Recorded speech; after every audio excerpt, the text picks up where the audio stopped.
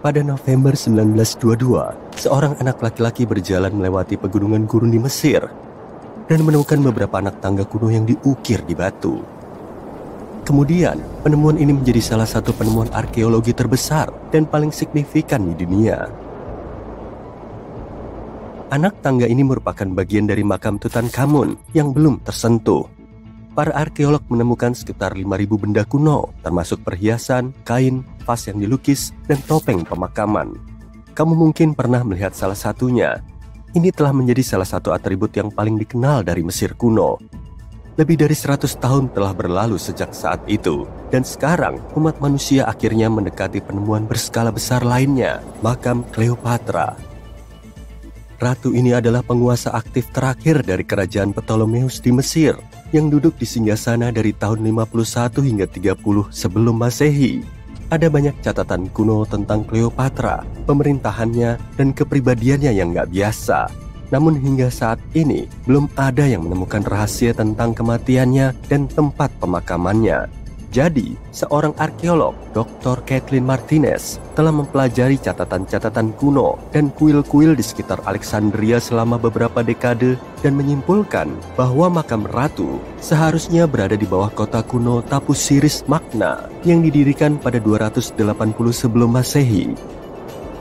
Itu adalah sebuah kota besar di pantai utara Mesir di mana puluhan ribu orang terlibat dalam perdagangan dan industri. Dan tampaknya, dugaan Dr. Martinez benar. Dia dan sekelompok arkeolog telah menemukan terowongan bawah tanah rahasia di dekat Alexandria dengan panjang sekitar 1,3 km. Terowongan itu terpotong di dalam batu di bawah kuil Tapusiris Magna.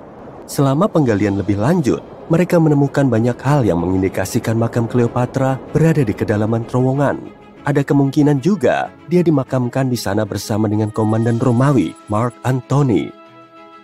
Menurut catatan kuno, Cleopatra dan Mark Antony saling mencintai dan bersama-sama menentang Senat Romawi yang menyatakan Antony sebagai pengkhianat.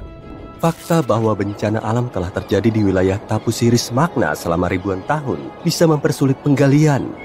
Gempa bumi dan banjir menghancurkan kota dan mungkin membanjiri terowongan bawah tanahnya. Namun para arkeolog berharap makam kuno itu tetap tak tersentuh dan menyembunyikan banyak harta karun serta catatan tentang kehidupan kerajaan Mesir kuno selama pemerintahan dinasti terakhir. Ada kemungkinan penggalian akan dilakukan di bawah air dan di dalam lumpur. Ini akan membutuhkan banyak waktu dan dana, tapi para arkeolog yakin itu sepadan. Bagaimanapun, masih terlalu dini untuk mengatakan Cleopatra benar-benar terkubur di sana. Tapi para ilmuwan telah menemukan banyak hal di dalam terowongan yang mengonfirmasi hal ini, termasuk pot tanah liat, lusinan koin bergambar Cleopatra dan Alexander Agung, serta patung dengan gambar Ratu Mesir. Cleopatra masih menjadi salah satu tokoh paling populer di Mesir, setara dengan Ramses III dan Tutankhamun. Dia menginspirasi banyak film, lukisan, dan buku. Tapi apa yang membuatnya begitu populer? Dia menjadi terkenal karena ketidakkonsistenannya. Dia adalah seorang penguasa yang cantik dan cerdas, yang menarik Mesir keluar dari krisis dan menjadikannya kekuatan yang makmur. Teks-teks Arab abad pertengahan mengatakan dia menguasai ilmu kimia, matematika, dan filsafat, dan mungkin telah menulis beberapa buku ilmiah. Dia menguasai beberapa bahasa dan punya kemampuan diplomasi yang sangat baik. Ada banyak legenda yang mengatakan dia adalah seorang femme fatale yang membuat banyak pria tergila-gila. Namun, nggak ada bukti kecantikannya nggak tertandingi. Citra seorang model yang menakjubkan diciptakan oleh Hollywood ketika membuat beberapa film yang menampilkan aktris terkenal yang berperan sebagai Cleopatra. Dan Kaisar Romawi Octavianus, anak angkat Julius Caesar, secara khusus menciptakan citra Cleopatra sebagai penggoda yang berbahaya karena dia adalah musuhnya. Meskipun dia lahir di Mesir, Cleopatra bukanlah orang Mesir. Nenek moyangnya adalah orang Yunani. Salah satu di antaranya adalah Jenderal Alexander Agung. Namun, orang-orang Mesir mencintainya.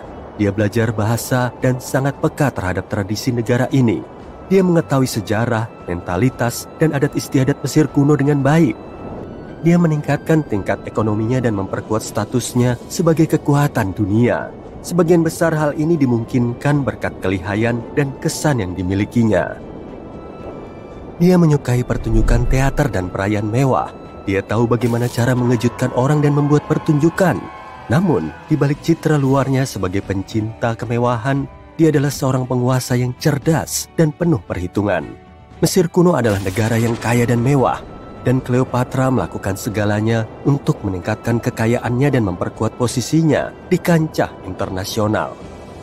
Sebagai contoh, dia pernah berselisih dengan saudaranya, Ptolemeus ke-13. Sang ratu tahu bahwa dia nggak akan bisa melawannya, jadi dia memutuskan untuk menarik Julius Caesar ke pihak mereka. Kaisar Romawi tiba di Alexandria, namun Cleopatra ingin bertemu dengannya. Namun Ptolemeus mengetahui rencananya dan hendak mencegahnya untuk menemui Caesar. Kemudian, alih-alih kedatangan yang mewah dan penuh kehebohan, Cleopatra memutuskan untuk membuat kunjungan yang nggak mencolok. Dia membungkus dirinya dengan karpet atau kantong linen yang dibawa oleh para pelayan kaisar ke dalam kamar pribadi Caesar. Cleopatra muncul dari karpet dan membuat kaisar Romawi terkesan dengan kecantikan dan keteguhan hatinya. Hasilnya, mereka saling jatuh cinta dan menjadi sekutu dekat.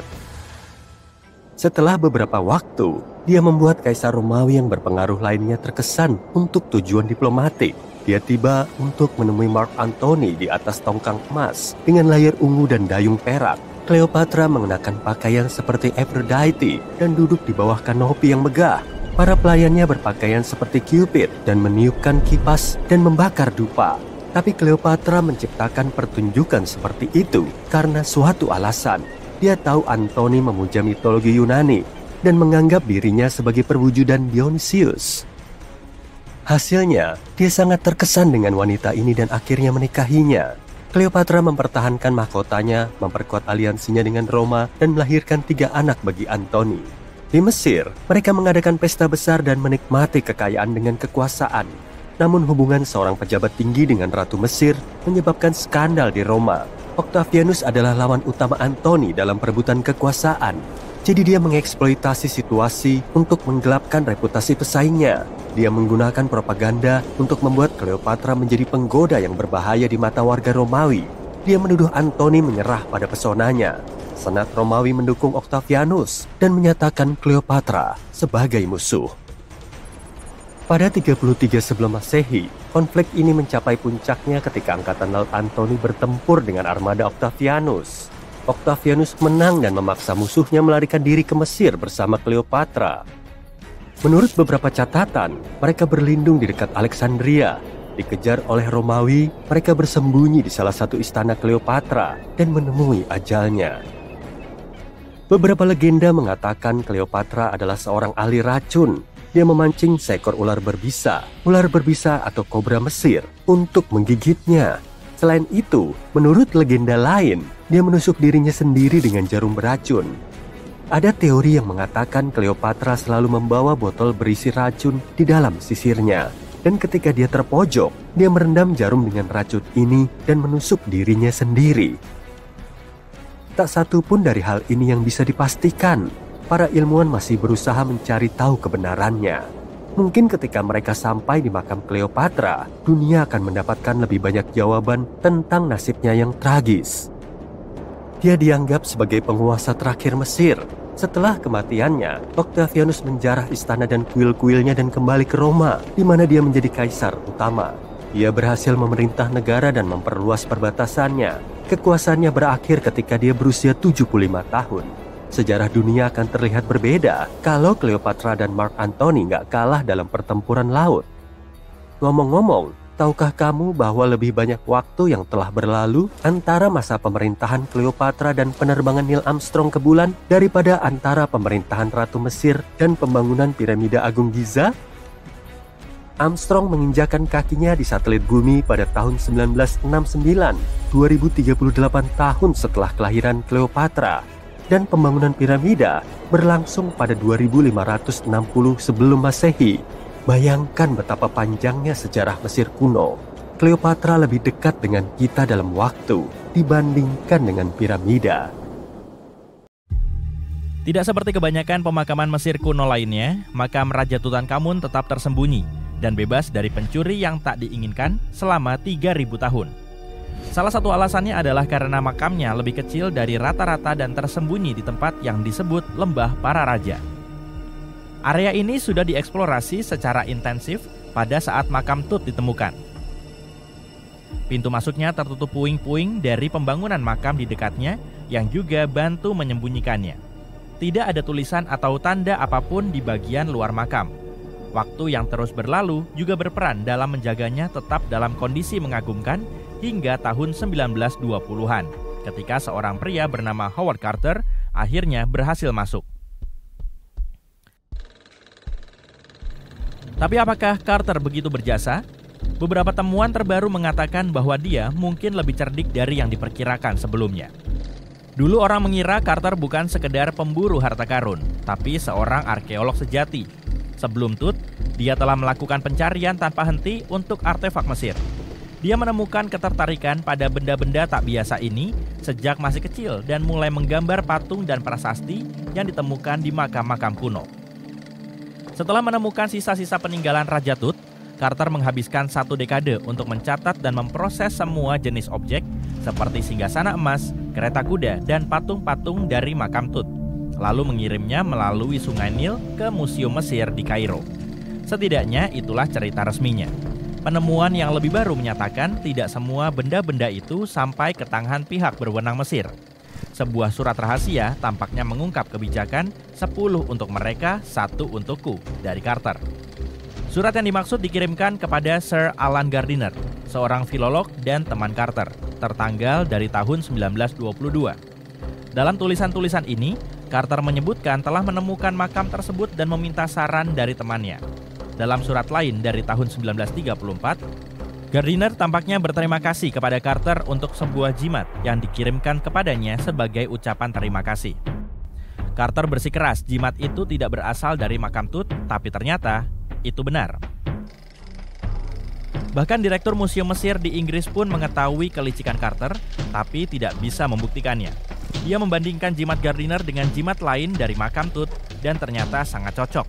Gardiner sangat kecewa karena telah ditempatkan dalam situasi yang sulit, sehingga dia marah kepada Carter melalui surat lainnya. Sebagai teman yang baik, Gardiner tidak melaporkan arkeolog terkenal itu. Sebaliknya, dia menyarankan Carter untuk mengembalikan barang-barang curian itu ke Kairo. Sama seperti dia menyarankan untuk menyukai video ini dan berlangganan kanal Sisi Terang untuk video-video yang lebih menakjubkan tentang topik-topik paling unik dalam sejarah. Ini bukan satu-satunya informasi mencurigakan mengenai perilaku Carter setelah penemuannya. Pada tahun 1947, pria bernama Alfred Lucas yang pernah bekerja dengan arkeolog kontroversial itu memberi beberapa informasi dalam sebuah jurnal rahasia di Kairo. Dia mengeklaim bahwa Carter diam-diam membuka pintu pemakaman itu sendiri, kemudian menutupnya kembali seolah tidak terjadi apa-apa sebelum pembukaan resmi. Kenapa dia melakukan itu? Teori yang sama menyatakan Carter dan krunya mungkin memasuki makam lebih awal agar bisa mengambil beberapa barang kuno. Jelas, orang-orang ini tidak mau ambil risiko benda-benda tersebut dijual saat mereka masih hidup, tapi memastikan semua itu dilelang setelah mereka meninggal. Namun, Carter tidak pernah mengakui apapun. Dia juga tidak pernah menyangkal secara resmi, namun pemerintah Mesir tidak mau mengambil risiko ada lebih banyak lagi barang yang hilang secara misterius. Jadi, mereka melarangnya memasuki makam untuk sementara waktu. Beberapa orang mengaitkan pencurian ini dengan kutukan Raja Tut. Kalau belum pernah mendengarnya, ketahuilah bahwa ini menjadi kisah yang cukup menakutkan. Segera setelah tempat peristirahatan Raja Tutankhamun ditemukan. Konon, siapapun yang bermain-main dengan makam Firaun muda ini akan menghadapi nasib buruk. Ini tidak dramatis seperti mumi yang mengamuk, tapi kabarnya orang-orang yang mengganggu makam Raja Tut menemui ajal yang misterius dan tak terduga. Kematian utama yang tidak wajar terkait dengan dugaan kutukan ini adalah George Herbert, Earl Carnarvon kelima. Dia adalah bangsawan Inggris yang bantu mendanai pencarian makam tersebut. Dia meninggal hanya setahun setelah makam dibuka.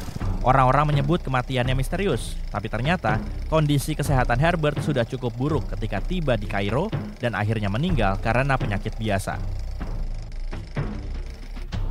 Sekarang mari kita bicara angka. Ada banyak orang yang terkait dengan pembukaan makam ini, petugas keamanan, arkeolog, dan staf pendukung.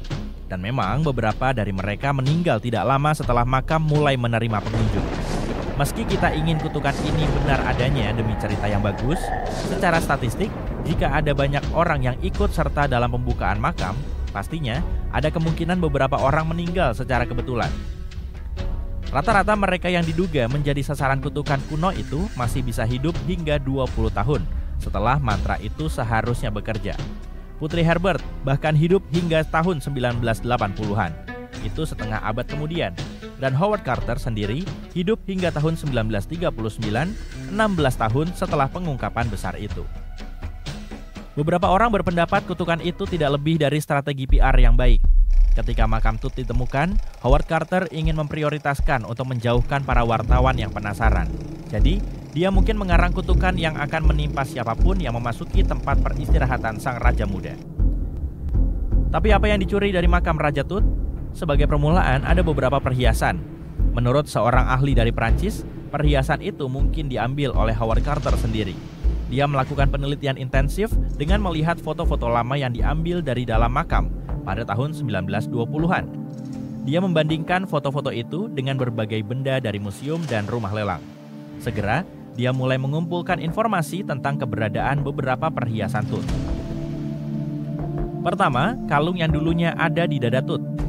Kalung itu telah dipecah menjadi beberapa bagian, dan beberapa bagian dikirim melalui Carter ke Museum Nelson Atkins di Missouri. Sementara itu, potongan lainnya berakhir di sebuah kalung milik seseorang yang tak disebutkan namanya, yang coba menjualnya pada tahun 2000-an namun gagal. Bahkan, Museum Nelson Atkins pun setuju, karena mereka telah mengkonfirmasi informasi itu di situs web mereka. Lalu ada sebuah hiasan kepala. Beberapa manik-manik yang dulunya milik Tut rupanya juga dicuri oleh Carter. Manik-manik itu juga dirangkai menjadi kalung dan sekarang disimpan di Museum Seni St. Louis. Kalung mewah lainnya yang terbuat dari keramik yang mengkilap sempat disimpan di Met, jauh di New York. Untungnya, kalung ini telah dikirim kembali ke Mesir lebih dari 1 dekade lalu. Tampaknya seperti yang kamu duga, kalung ini juga dicuri oleh Carter. Selain artefak yang hilang, Raja Tut masih memberi banyak sekali benda menakjubkan yang membantu kita belajar lebih banyak tentang budaya kuno yang luar biasa ini. Dimulai dengan topeng penguburan yang terkenal, karya seni emas berukuran 53 cm dengan batu semi mulia dan semen kaca. Beratnya 10 kg dan menampilkan Firaun muda dengan janggut panjang dan hiasan kepala berpola ular kobra dan burung nasar. Di bagian belakangnya terdapat mantra dari buku spiritual Mesir kuno yang seharusnya memastikan mantra tersebut akan bekerja dengan baik di akhirat. Tut rupanya juga penggemar permainan papan. Mereka menemukan 4 permainan papan di makamnya, beberapa di antaranya terbuat dari gading. Para arkeolog juga menemukan sepasang sandal emas yang sepertinya lebih untuk pajangan daripada kenyamanan. Bahkan, Firaun mungkin tidak pernah memakainya selama hidupnya. Bicara soal barang-barang fashion, ternyata Tut adalah penguasa yang cukup modis. Mereka bahkan menemukan manekin di makamnya yang digunakan untuk memilih, menyesuaikan, dan menyimpan pakaian dan perhiasannya. Sang raja muda ini tampaknya juga penikmat musik, berdasarkan 2 trompet yang ditemukan para sejarawan di makamnya. Meskipun kedua trompet itu dimainkan kembali pada tahun 1939 dalam siaran BBC, saat ini instrumen tersebut dianggap terlalu rapuh untuk dimainkan. Kota kuno Taposiris Magna tersembunyi di pesisir utara Mesir. Saat ini kota ini hanya menyisakan sedikit dari kejayaannya, namun apa yang ada di bawahnya mungkin menyimpan rahasia untuk menguak misteri yang terkenal. Misteri Cleopatra, Ratu Mesir yang paling dikenang dalam sejarah. Terowongan yang baru saja ditemukan itu juga dikenal sebagai keajaiban geometris pada masanya.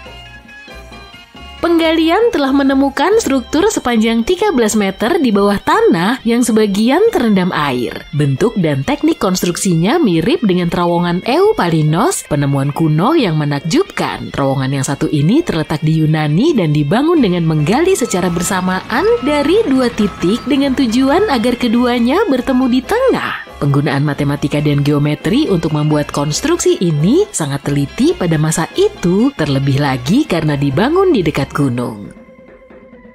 Para arkeolog yang telah bekerja di situs Taposiris Magna sejak tahun 2004 percaya bahwa terowongan ini mungkin mengarah ke makam Cleopatra yang hilang. Petunjuk yang mereka temukan sejauh ini tampaknya mendukung teori ini. Sebagai permulaan, kota dan kuilnya dibangun oleh salah satu nenek moyang Cleopatra, Ptolemeus II. Semua arsitekturnya tampaknya menunjukkan bahwa kota ini didedikasikan untuk roh kuno Osiris dan ratunya Isis. Sepanjang masa pemerintahannya, Cleopatra memang berusaha mengasosiasikan dirinya dengan Isis, jadi tidak mengherankan jika dia memilih lokasi ini sebagai tempat peristirahatan terakhirnya.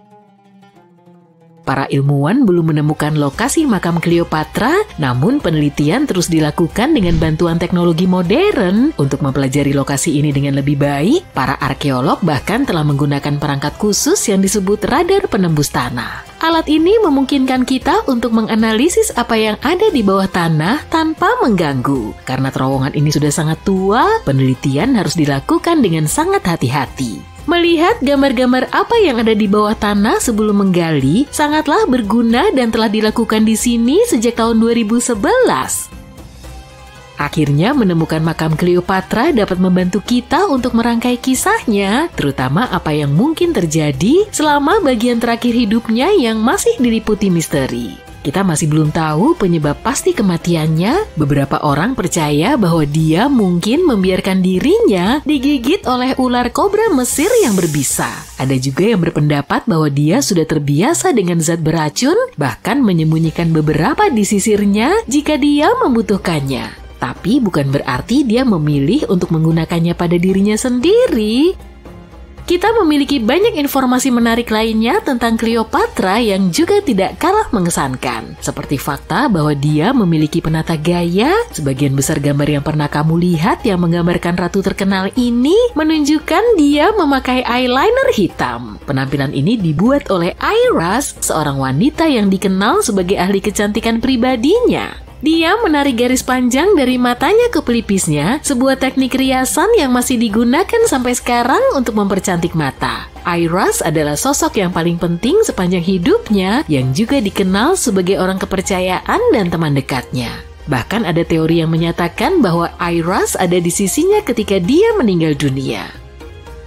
Terlepas dari penampilannya yang sangat menarik, Cleopatra tidak secantik yang digambarkan. Atau setidaknya itulah yang ditunjukkan oleh penelitian terbaru. Tentu saja jika kita melihat film dan gambar modern, dia digambarkan sebagai wanita yang sangat cantik dengan fitur yang simetris dan halus. Namun jika kita melihat koin yang menampilkan gambarnya di masa lalu, penampilannya agak biasa saja. Gambarnya di koin mungkin juga telah disesuaikan untuk membuat ratu terlihat lebih kuat di mata rakyatnya. Jadi tidak ada sumber terpercaya yang tersedia untuk mengonfirmasi gambarnya. Tapi deskripsinya di sebagian besar literatur kuno berbicara tentang kualitasnya yang lain seperti suara dan kepribadiannya dan bukan kecantikannya. Cleopatra mungkin adalah ratu Mesir yang paling terkenal hingga hari ini, tapi dia bukanlah pilihan pertama. Dia memiliki seorang kakak perempuan, Berenice, yang pada awalnya seharusnya naik tahta. Berenice meninggal sebelum dia bisa melakukan ini, jadi Cleopatra mengambil alih peran tersebut dan mulai berinvestasi dalam pendidikannya. Dia sering bepergian ke seluruh negeri, sehingga dia bisa terbiasa dengan rakyatnya dan kebutuhan mereka. Dia baru berusia 18 tahun saat tanggung jawab tersebut diwariskan kepadanya dan segera mendapatkan popularitas karena kecerdasan dan pendidikannya. Seleranya dalam bidang sastra juga cukup bagus. Dia dikenal sebagai penggemar Homer, filsuf dan penyair Yunani yang terkenal. Cleopatra sangat suka menulis dan membaca, bahkan ada yang mengklaim bahwa dia menulis sebuah buku tentang obat-obatan dan kosmetik, tapi kita tidak memiliki bukti sampai hari ini bahwa karya tersebut pernah ada. Bagian dari menjadi seorang pemimpin yang hebat pada masa itu adalah harus bisa berbicara dalam banyak bahasa. Cleopatra sangat memahami hal itu, dan itulah mengapa dia dikabarkan menguasai banyak bahasa dengan tingkat yang berbeda-beda. Beberapa arkeolog berpendapat bahwa dia bisa berbahasa Yunani, Mesir, dan Ethiopia, serta banyak dialek Arab. Dia bahkan mungkin bisa berbahasa Latin, tapi hanya ada sedikit bukti yang mendukung klaim ini. Dia mungkin tidak memiliki penampilan bak bidadari, tapi Cleopatra sangat berhati-hati dengan penampilannya, bahkan dengan pola makannya. Dia dikenal sangat menyukai makanan sederhana termasuk berbagai jenis ikan karena dia tinggal dekat dengan Laut Mediterania. Sebagai suguhan, dia suka makan merpati isi yang juga dia sajikan untuk para tamunya. Hidangan lain yang ada di menu termasuk sayuran dan sup kacang fava, buah-buahan dan kacang-kacangan juga tidak pernah absen dari menu makanannya, dan dia juga penggemar berat madu. Baru-baru ini sebuah tim ahli bahkan telah mencoba untuk membuat ulang parfumnya yang terkenal. Anggap saja parfum ini sebagai versi kuno dari Chanel No. 5. Cleopatra dikenal sebagai penggemar aroma mewah yang dia yakini dapat memengaruhi cara orang memperlakukannya saat bertemu. Bahan dasar dari aroma ini adalah mur, resin yang dikumpulkan dari pohon lokal. Bahan-bahan lain yang ditambahkan ke dalam campuran juga ditemukan pada masa itu seperti kapulaga, minyak zaitun, dan kayu manis. Hasilnya mungkin tidak sehalus parfum yang kita kenal dan gunakan saat ini. Konsistensinya jauh lebih kental dan aromanya bertahan lebih lama. Ketika dia berada di puncak kekuasaannya, Cleopatra mungkin adalah orang terkaya di dunia. Pada masa itu, dia memerintah wilayah yang membentang di Mediterania, dari Libya modern di barat, melalui Mesir hingga Suriah di timur. Ini adalah wilayah terbesar yang pernah dikuasai oleh seorang wanita. Dalam mata uang saat ini, kekayaannya mungkin sekitar 95 miliar dolar. Kalender yang kita gunakan saat ini mungkin diperkenalkan oleh Cleopatra sendiri. Dia mempresentasikan ide tahun Kabisat dan hari Kabisat kepada Caesar, kaisar Romawi yang dikenal dekat dengannya. Atas sarannya, Caesar menjadikan penyesuaian ini sebagai bagian dari kalender resmi Romawi. Orang Mesir kuno sudah mengetahui bahwa tahun ini lebih panjang dari 365 hari. Mereka menemukan hal ini dengan mempelajari bintang paling terang di langit yang disebut Sirius dan menyimpulkan bahwa satu tahun sebenarnya adalah 365 dan 1/4 hari. Elizabeth Taylor lah yang secara terkenal memperkenalkan Cleopatra ke dalam budaya pop ketika dia memerankannya dalam film tahun 1963 dengan judul yang sama. Hingga saat itu, film ini merupakan film termahal yang pernah dibuat. Awalnya film ini diperkirakan akan menghabiskan biaya sekitar 2 juta dolar, tapi akhirnya menghabiskan biaya sebesar 44 juta dolar. Hal ini sebagian besar disebabkan oleh masalah naskah dan produksi. Untuk membuat film ikonik ini, para produser membuat 79 set dari awal serta lebih dari 26.000 kostum untuk para pemerannya. Kostum Cleopatra yang dikenakan Elizabeth Taylor saja menghabiskan biaya sekitar 200.000 dolar. Untungnya bagi produser, film ini menjadi berita utama dan diterima dengan baik oleh para kritikus, membuat film ini sukses di box office. Banyak orang mengaitkan Cleopatra dengan penguasa Mesir terkenal lainnya, Raja Tutankhamun yang dijuluki Raja Tut. Anehnya selain keduanya adalah Firaun Mesir, mereka tidak memiliki kesamaan lainnya. Sebagai permulaan, Raja Tut hidup sekitar 1300 tahun sebelum Cleopatra. Dan juga tidak ada hubungan apapun mengenai nenek moyang mereka. Cleopatra memiliki garis keturunan Yunani Makedonia, sementara Raja Tut adalah orang Mesir asli. Para arkeolog Mesir membuat sebuah penemuan luar biasa di dekat Kairo baru-baru ini. Tolong putar musiknya. Mumi paling kuno dan terlengkap yang pernah ditemukan di negara ini. Iya, mereka merahasiakannya. Mumi berusia 4.300 tahun ini ditemukan di sekelompok makam yang dekat dengan piramida tangga Djoser yang berasal dari kerajaan tua Mesir. Makam itu dilapisi dengan lapisan emas. Tim juga menemukan beberapa makam lainnya, termasuk satu makam milik seorang pejabat Mesir kuno dan makam milik seorang penjaga rahasia yang memiliki kekuatan untuk melakukan upacara khusus. Makam lain yang menarik adalah makam seorang penulis yang memiliki patung-patung terbesar yang pernah ditemukan di daerah tersebut. Situs pemakaman yang luas ini juga menjadi rumah bagi lebih dari selusin piramida dan tempat peristirahatan. Mungkin salah satu mumi yang paling terkenal di dunia adalah Hatshepsut. Dia memerintah Mesir seperti seorang bos selama sekitar 20 tahun, membangun berbagai macam bangunan yang mengesankan dan menciptakan rute perdagangan baru. Tapi ketika arkeolog Howard Carter menemukan makamnya di lembah para raja, sarkofagusnya kosong. Namun Carter menemukan 2 peti mati di makam lain, salah satunya milik perawat Hatshepsut dan yang lainnya milik seorang wanita tak dikenal. Pada tahun 2006, sebuah tim spesialis memutuskan untuk menyelidiki apakah wanita misterius itu adalah sang ratu. Mereka menemukan gigi geraham di dalam kotak kayu dengan nama Hatshepsut di atasnya, dan ketika mereka membandingkannya dengan celah di mulut mumi, ternyata sangat cocok. Ramses II adalah seorang penguasa yang sangat mengesankan, tapi muminya akhirnya membuat sejarah. Kita tak banyak mendengar tentang ayahnya. Oke, aku akan berhenti. Ramses dianggap sebagai Firaun yang paling berkuasa di seluruh Mesir karena dia memerintah selama 6 dekade. Dia juga hidup hingga lebih dari 90 tahun. Hal ini cukup menakjubkan mengingat masa yang dia jalani.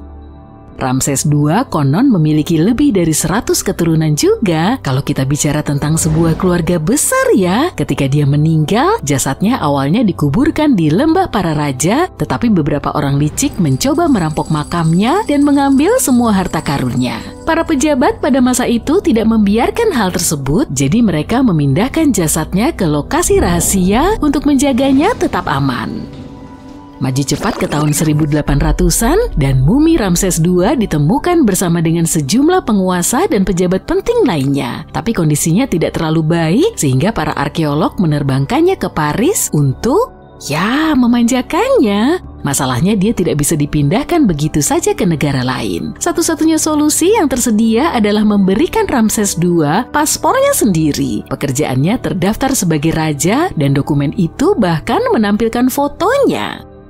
Kamu tahu, kebanyakan mumi tidak selalu dikenal memiliki kulit yang paling terhidrasi. Tapi seorang wanita Asia alias Lady Di membuktikan sebaliknya. Bukan Lady Di. Wanita kaya dari zaman kuno ini ditemukan di sebuah makam berhias pada tahun 1971 dan dia terlihat luar biasa untuk ukuran mumi. Berkat kondisi khusus di makamnya, seperti kelembapan lingkungan dan kurangnya oksigen, tubuhnya hampir terawetkan dengan sempurna. Kulitnya lembut, rambutnya rapi, dan dia masih lentur. Museum yang kini dengan bangga memajang muminya juga menampilkan banyak barang mewah yang dikubur bersamanya seperti peralatan makan dan alat musik. Para arkeolog menyelidiki mumi tersebut lebih lanjut dan menemukan bahwa dia meninggal karena serangan jantung pada usia sekitar 50 tahun. Meskipun sudah tidak ada selama lebih dari 2000 tahun, dia masih membuat sejarah. Mumi Otzi, si manusia es, ditemukan di pegunungan Alpen pada tahun 1991. Pihak berwenang Austria awalnya mengira dia adalah pendaki gunung modern karena dia sangat terawat dengan baik. Ternyata dia sebenarnya berasal dari zaman tembaga, ditemukan di sebuah celah gunung setinggi 3048 meter di atas permukaan laut. Dengan mempelajari muminya, kita telah belajar banyak tentang kehidupan di zaman tembaga Eropa. Sebagai contoh, kita tahu bahwa dia berasal dari Eropa Tengah dan senang makan daging. Dia juga menderita radang sendi, penyempitan arteri, dan masalah usus, tetapi dia mungkin menggunakan akupuntur dan ramuan obat untuk mengobati kondisi ini. Tampaknya dia cukup terampil menggunakan perkakas, dia mengasahnya hanya beberapa hari sebelum kematiannya yang terlalu cepat. Siapa yang tahu apakah dia meramalkan akan ada masalah atau hanya bersiap-siap untuk melakukan pekerjaan rutin? Raja Tut dan kisahnya kemungkinan besar adalah kisah yang membuat semua mumi menjadi terkenal. Firaun ini meninggal pada usia 19 tahun, lebih dari 3000 tahun yang lalu, tapi muminya masih menjadi salah satu yang paling terkenal di dunia. Ketika makamnya dibuka pada tahun 1922, orang-orang menggila karena makamnya masih utuh, tidak seperti makam-makam kerajaan lainnya. Makam ini memiliki beberapa peti mati yang sangat berkilau, termasuk yang terbuat dari emas murni. Makam Tut tidak hanya memberi kita sekilas tentang sejarah Mesir kuno, tapi muminya juga mengajarkan kita banyak hal tentang masa di mana dia hidup. Analisis DNA membantu mengidentifikasi orang tuanya dan mengungkapkan bahwa Firaun ini memiliki kelainan tulang yang langka yang mungkin membuatnya susah berjalan. Ginger kemungkinan besar adalah salah satu mumi paling keren yang pernah kamu dengar. Dia seperti penjelajah waktu dari 5.000 tahun yang lalu yang masih terlihat terbang dengan rambut keemasan dan kukunya yang terawat sempurna. Ginger ditemukan di Mesir dan diyakini sebagai jasad mumi paling awal yang diketahui. Sebelum orang mengenal mumifikasi, mereka biasa meletakkan mayat di kuburan dangkal di pasir yang panas dan kering. Dan karena pasir menyerap semua air, bakteri tidak dapat berkembang biak dan jasadnya terawetkan secara alami. Sekarang para ilmuwan tidak yakin apakah pengawetan Ginger disengaja atau tidak, tetapi karena dia dikubur dengan beberapa bejana tembikar, kemungkinan besar siapapun yang menguburnya mengetahui beberapa teknik pengawetan yang serius. Kalau kamu ingin bertemu langsung dengan Ginger, saat ini dia sedang bersantai di British Museum. Seorang kolektor seni asal Belanda membeli sebuah patung dari Asia dan akhirnya menemukan sebuah penemuan aneh. Patung itu berisi mumi yang tersembunyi di dalamnya. Sayangnya tubuh mumi tersebut terlalu rapuh untuk digerakkan, jadi mereka harus membiarkannya di sana. Bagian yang paling keren adalah mumi ini berusia lebih dari 1.000 tahun dan telah dipajang selama 200 tahun sebelum akhirnya dibungkus di dalam patung. Ketika para ilmuwan melakukan pemindaian CT, mereka menemukan bahwa mumi tersebut dipenuhi dengan potongan-potongan kertas yang penuh dengan tulisan. Para ahli menduga dia mungkin telah melakukan hal yang disebut mumifikasi diri, yang merupakan proses yang cukup intens yang melibatkan diet khusus dan teh yang membuat tubuh tidak mudah terserang bakteri. Hanya sedikit orang yang bisa melakukan ritual ini dan mereka yang berhasil melakukannya sangat dihormati. Tidak ada ratu Mesir lainnya yang membuat para ilmuwan dan sejarawan bingung seperti Nefertiti yang menakjubkan. Berdasarkan patung-patungnya, dia dikenal dengan lehernya yang ramping, mata yang lebar, dan tulang pipi yang tinggi. Namanya diterjemahkan menjadi wanita cantik telah datang. Benar-benar sesuai kan? Meskipun dia bukan seorang Firaun, Nefertiti masih berhasil meninggalkan kesan yang abadi. Catatan tertulis menunjukkan bahwa sebagai seorang istri dan ratu, dia memegang peran yang sangat berpengaruh karena kekuatannya. Dia memang dikagumi, tapi dia juga berhasil membuat cukup banyak musuh sepanjang hidupnya. Dia juga memiliki hubungan keluarga dengan Raja Tut, tapi tidak secara biologis. Sebaliknya, dia adalah ibu tirinya. Sejauh ini penduduk setempat belum bisa mengidentifikasi mumi Nefertiti, tapi hal itu mungkin akan segera berubah. Seorang ahli Mesir lokal yang sibuk menggali makam di lembah para raja telah menemukan 2 mumi yang dia yakini sebagai Nefertiti dan putrinya. Menurut para ahli, kita mungkin akan segera mendapatkan jawaban yang pasti tentang identitas kedua mumi ini. Jika salah satu dari mereka ternyata adalah Nefertiti, kita akan mendapatkan sesuatu yang luar biasa. Analisis DNA dan pemindaian CT pada mumi dapat memberikan kita gambaran paling lengkap dan akurat tentang sang ratu yang pernah kita lihat. Sungguh gila ya kalau kita berpikir bahwa kita baru mengungkap permukaan dari apa yang ada di bawah Mesir modern. Nefertiti memerintah selama masa kekuasaan serta kemakmuran yang besar di Mesir, tapi sayangnya dia meninggal dunia pada masa kekacauan sosial yang menyebabkan situs makamnya hilang. Sekarang di mana mumiku? Selama lebih dari 3.000 tahun, topeng emas Firaun Tutankhamun tersembunyi di lembah para raja. Artefak yang tingginya sekitar 54 cm ini menunjukkan betapa terampil dan artistiknya orang Mesir kuno. Namun tidak ada yang menyangka bahwa Sinar X akan mengungkap rahasia terbesarnya. Raja Tut adalah penguasa terakhir dari keluarganya selama dinasti ke-18. Dia naik tahta pada usia 9 tahun, tapi hanya memerintah selama 10 tahun sebelum meninggal secara mendadak. Kalau boleh jujur, pada masa Mesir kuno, dia dilupakan oleh para penguasa setelahnya. Makamnya tak dianggap penting bagi mereka, bahkan para perampok makam pun melupakannya. Mungkin terdengar agak menyedihkan, tapi itu berita baik untuk kita.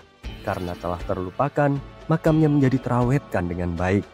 Sementara makam-makam lain di lembah para raja dijarah, makam ini tetap tersegel dan tak tersentuh. Jadi, ketika ditemukan pada tahun 1922, ada lebih dari 5.000 benda berharga di dalamnya. Hal ini membuat Tutankhamun menjadi selebritas instan dan salah satu Firaun paling terkenal saat ini.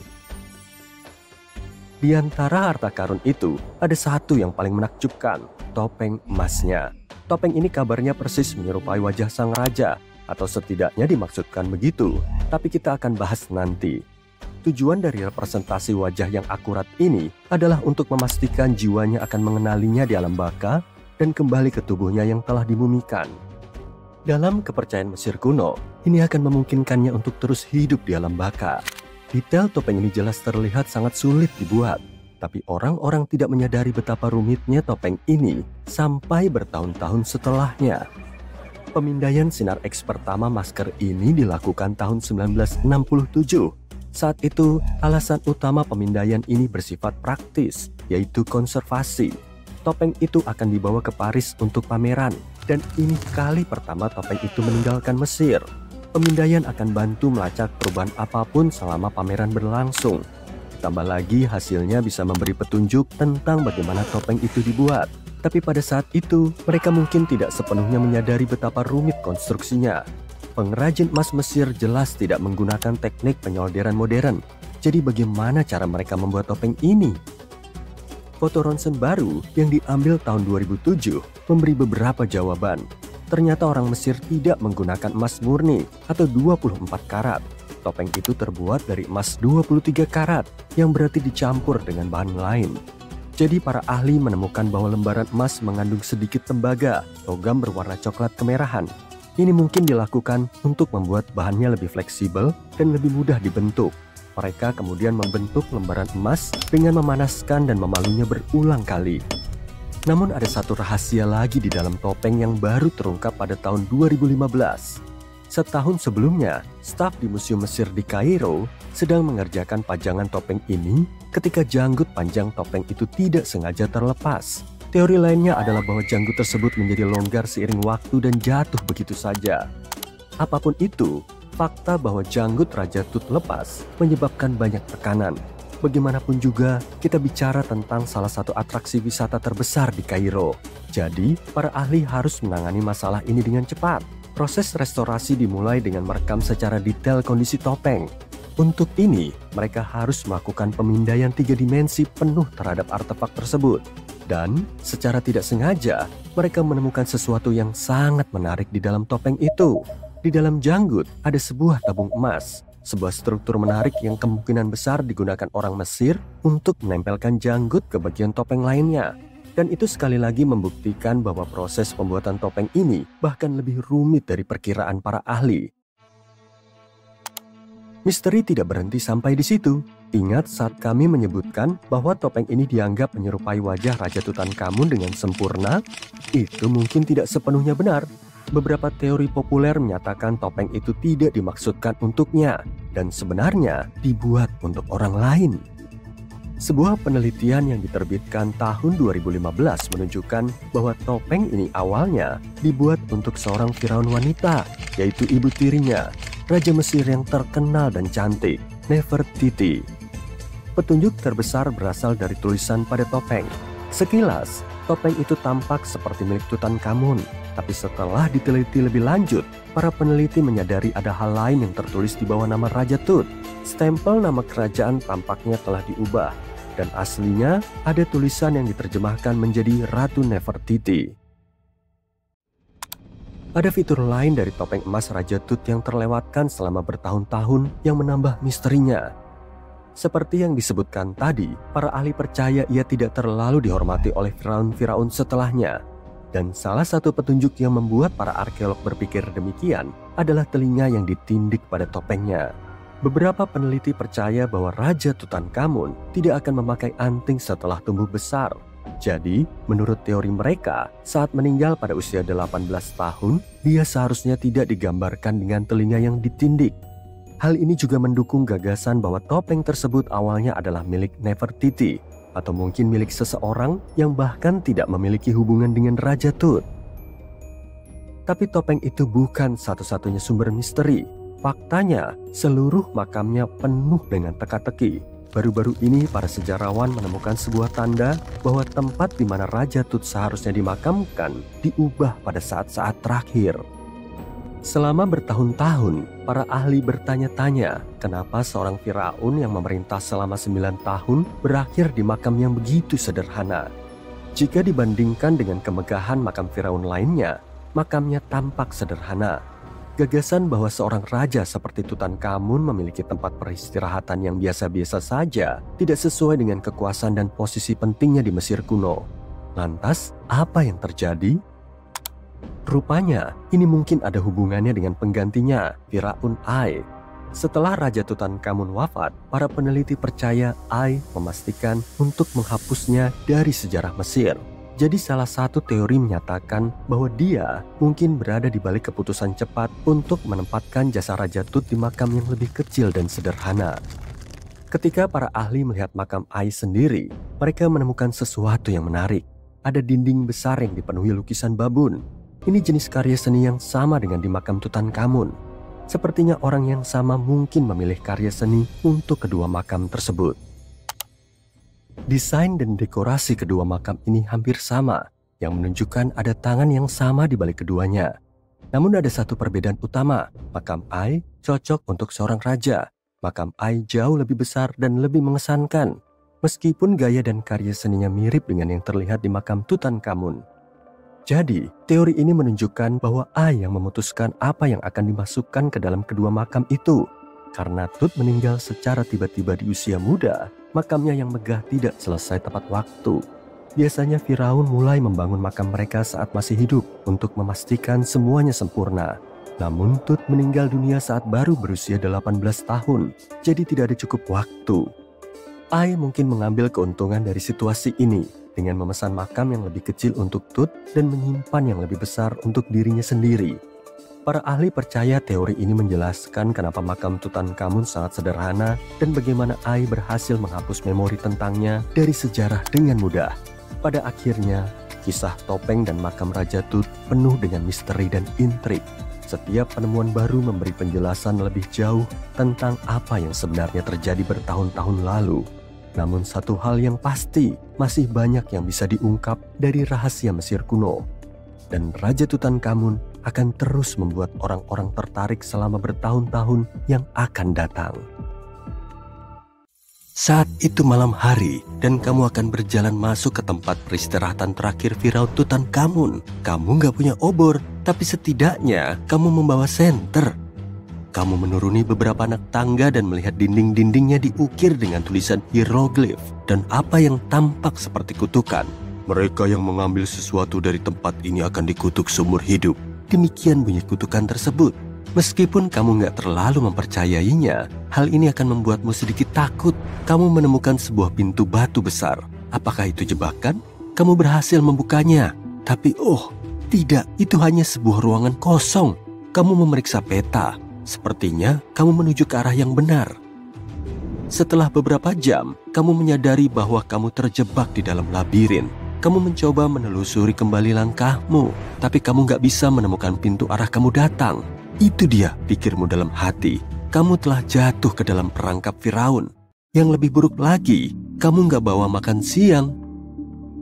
Oke, jadi kita semua pernah menonton film-film Hollywood di mana tokoh utamanya menjelajahi reruntuhan kuno dan menghadapi jebakan-jebakan yang sangat berbahaya, kan?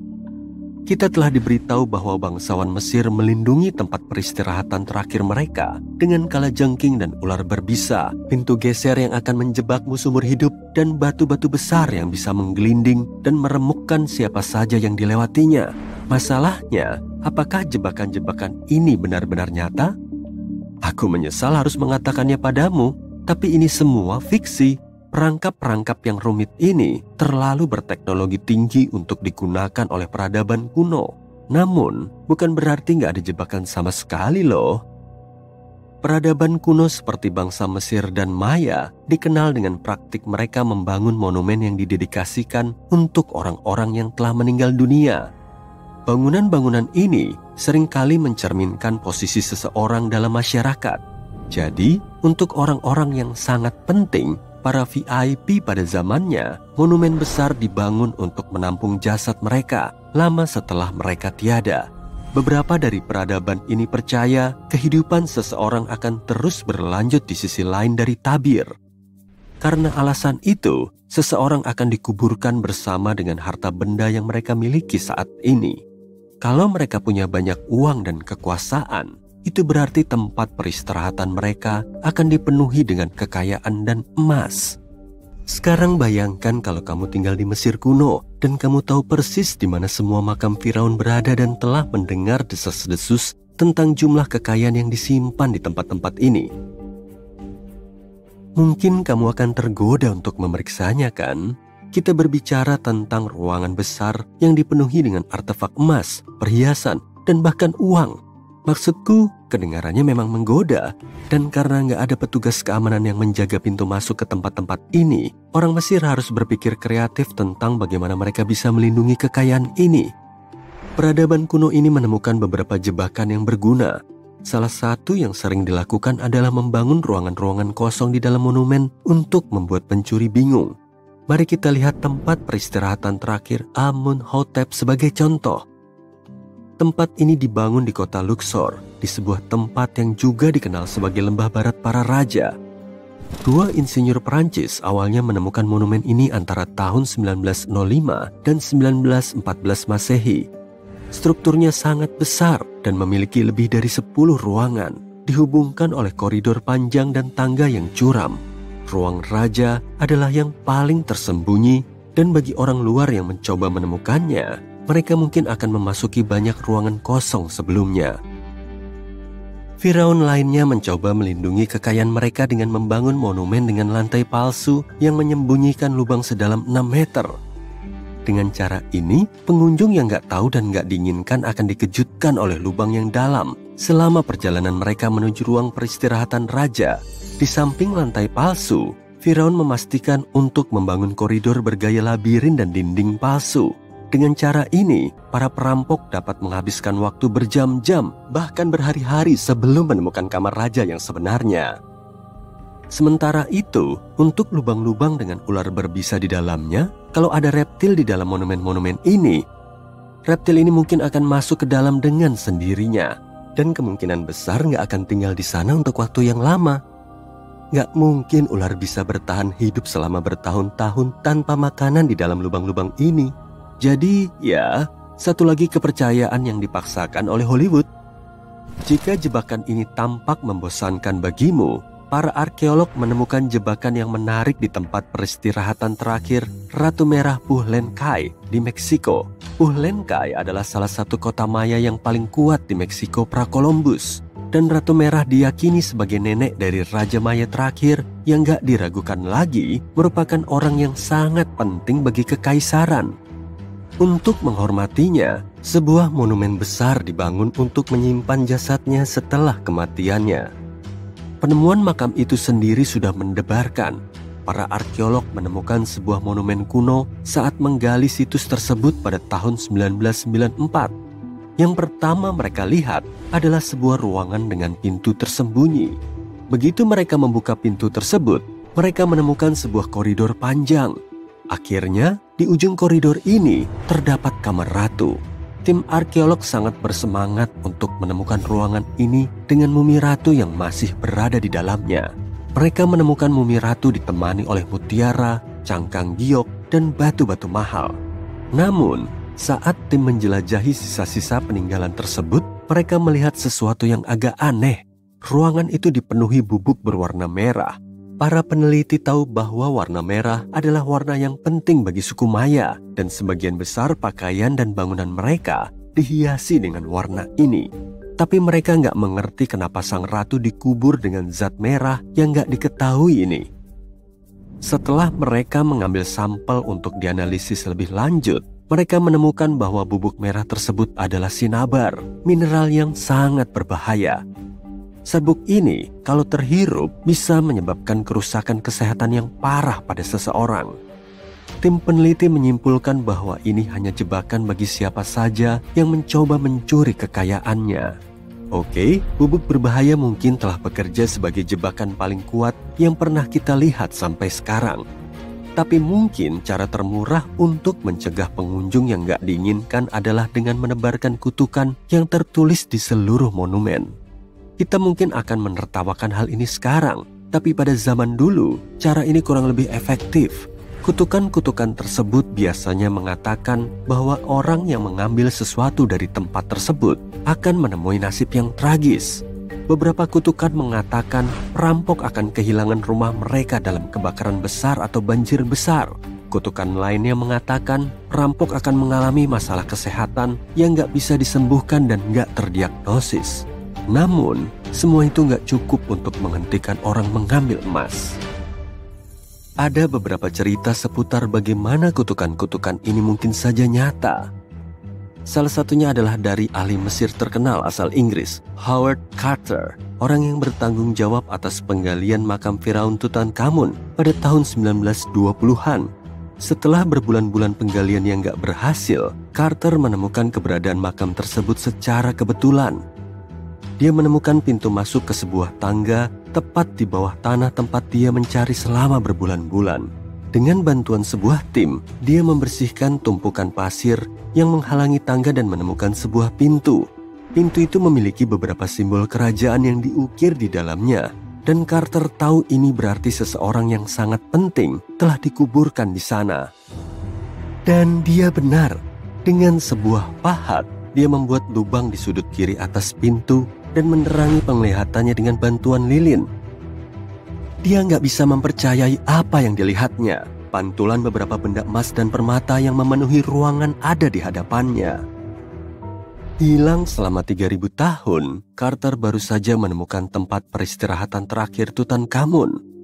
Namun kisahnya nggak berhenti sampai di sini. Penemuan ini disertai dengan serangkaian kejadian malang yang membuat orang percaya bahwa itu ada hubungannya dengan kutukan Firaun. Carter sendiri meninggal dunia secara misterius beberapa tahun kemudian. Dan beberapa asistennya kehilangan rumah mereka karena banjir, seperti yang diancamkan oleh salah satu kutukan tersebut. Beberapa orang mengatakan bahwa itu hanya kebetulan, karena nggak ada bukti nyata semua ini berhubungan. Nah, bagaimana menurutmu? Apakah ini jebakan yang efektif?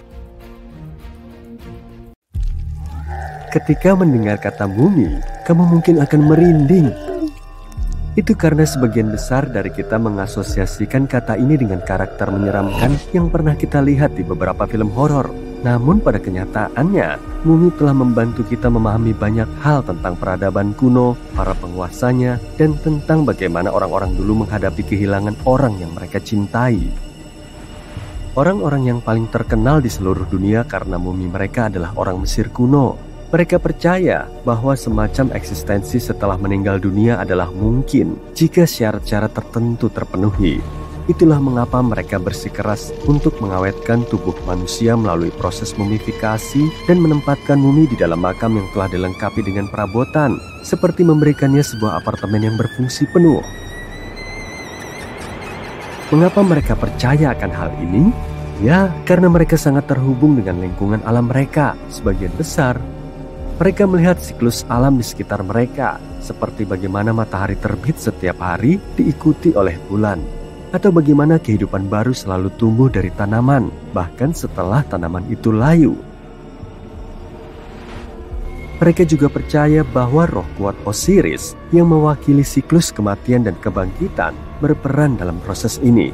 Untuk mempersiapkan diri menghadapi alam baka, orang Mesir kuno mengikuti ritual tertentu, seperti mumifikasi yang melibatkan penggunaan bahan-bahan seperti madu, resin, dan dupa untuk mengawetkan tubuh. Tidak ada mumi lain yang lebih populer daripada mumi Raja Tut. Dia adalah Firaun muda yang memerintah lebih dari 3000 tahun yang lalu di Mesir. Masalah dalam menemukan makam kerajaan kuno adalah sebagian besar situs pemakaman tersebut sebelumnya telah dirampok. Orang-orang tahu bahwa para penguasa kuno telah meninggalkan banyak barang berharga, sehingga lokasi-lokasi tersebut menjadi rentan terhadap pencuri. Ketika makam Raja Tut dibuka pada tahun 1922, orang-orang sangat senang karena makam tersebut tidak dirampok seperti makam-makam kerajaan lainnya yang telah ditemukan sebelumnya. Begitu tersembunyinya makam itu. Di dalam muminya dibungkus dalam total 3 peti mati, termasuk 1 peti mati yang terbuat dari emas. Benda-benda yang ditemukan di makamnya menunjukkan kepada kita seperti apa Mesir kuno itu. Dan mempelajari muminya juga membantu kita belajar tentang budaya dan praktik-praktik yang populer pada saat dia meninggal dunia. Kita juga belajar tentang keluarganya dengan melihat DNA-nya. para ilmuwan dapat menemukan bahwa dia menderita penyakit yang disebut malaria dan masalah pada kakinya yang mungkin membuatnya sulit berjalan. Ramses II adalah firaun lain di Mesir yang memerintah selama 68 tahun, waktu yang cukup lama pada masa itu. Dia dikenal karena kampanye ekspansi dan proyek-proyek pembangunannya. Banyak benda-benda dari masanya sebagai penguasa yang masih ada sampai sekarang, termasuk patung besar dirinya. Ramses II memiliki tinggi sekitar 180 cm dan hidup hingga usia 90 tahun. Setelah melihat muminya, para ilmuwan menyimpulkan bahwa dia mungkin memiliki kondisi medis yang mempengaruhi tulang belakangnya. Sekarang, ingat para pencuri yang kusebutkan sebelumnya? Mereka mungkin adalah alasan mengapa Ramses II berakhir di peti mati polos dalam koleksi rahasia mumi kerajaan di Deir el-Bahari yang ditemukan kembali pada tahun 1881. Untungnya, para arkeolog dapat mengidentifikasinya karena perjalanannya telah dicatat pada pembungkusnya. Prosesnya juga sangat membosankan.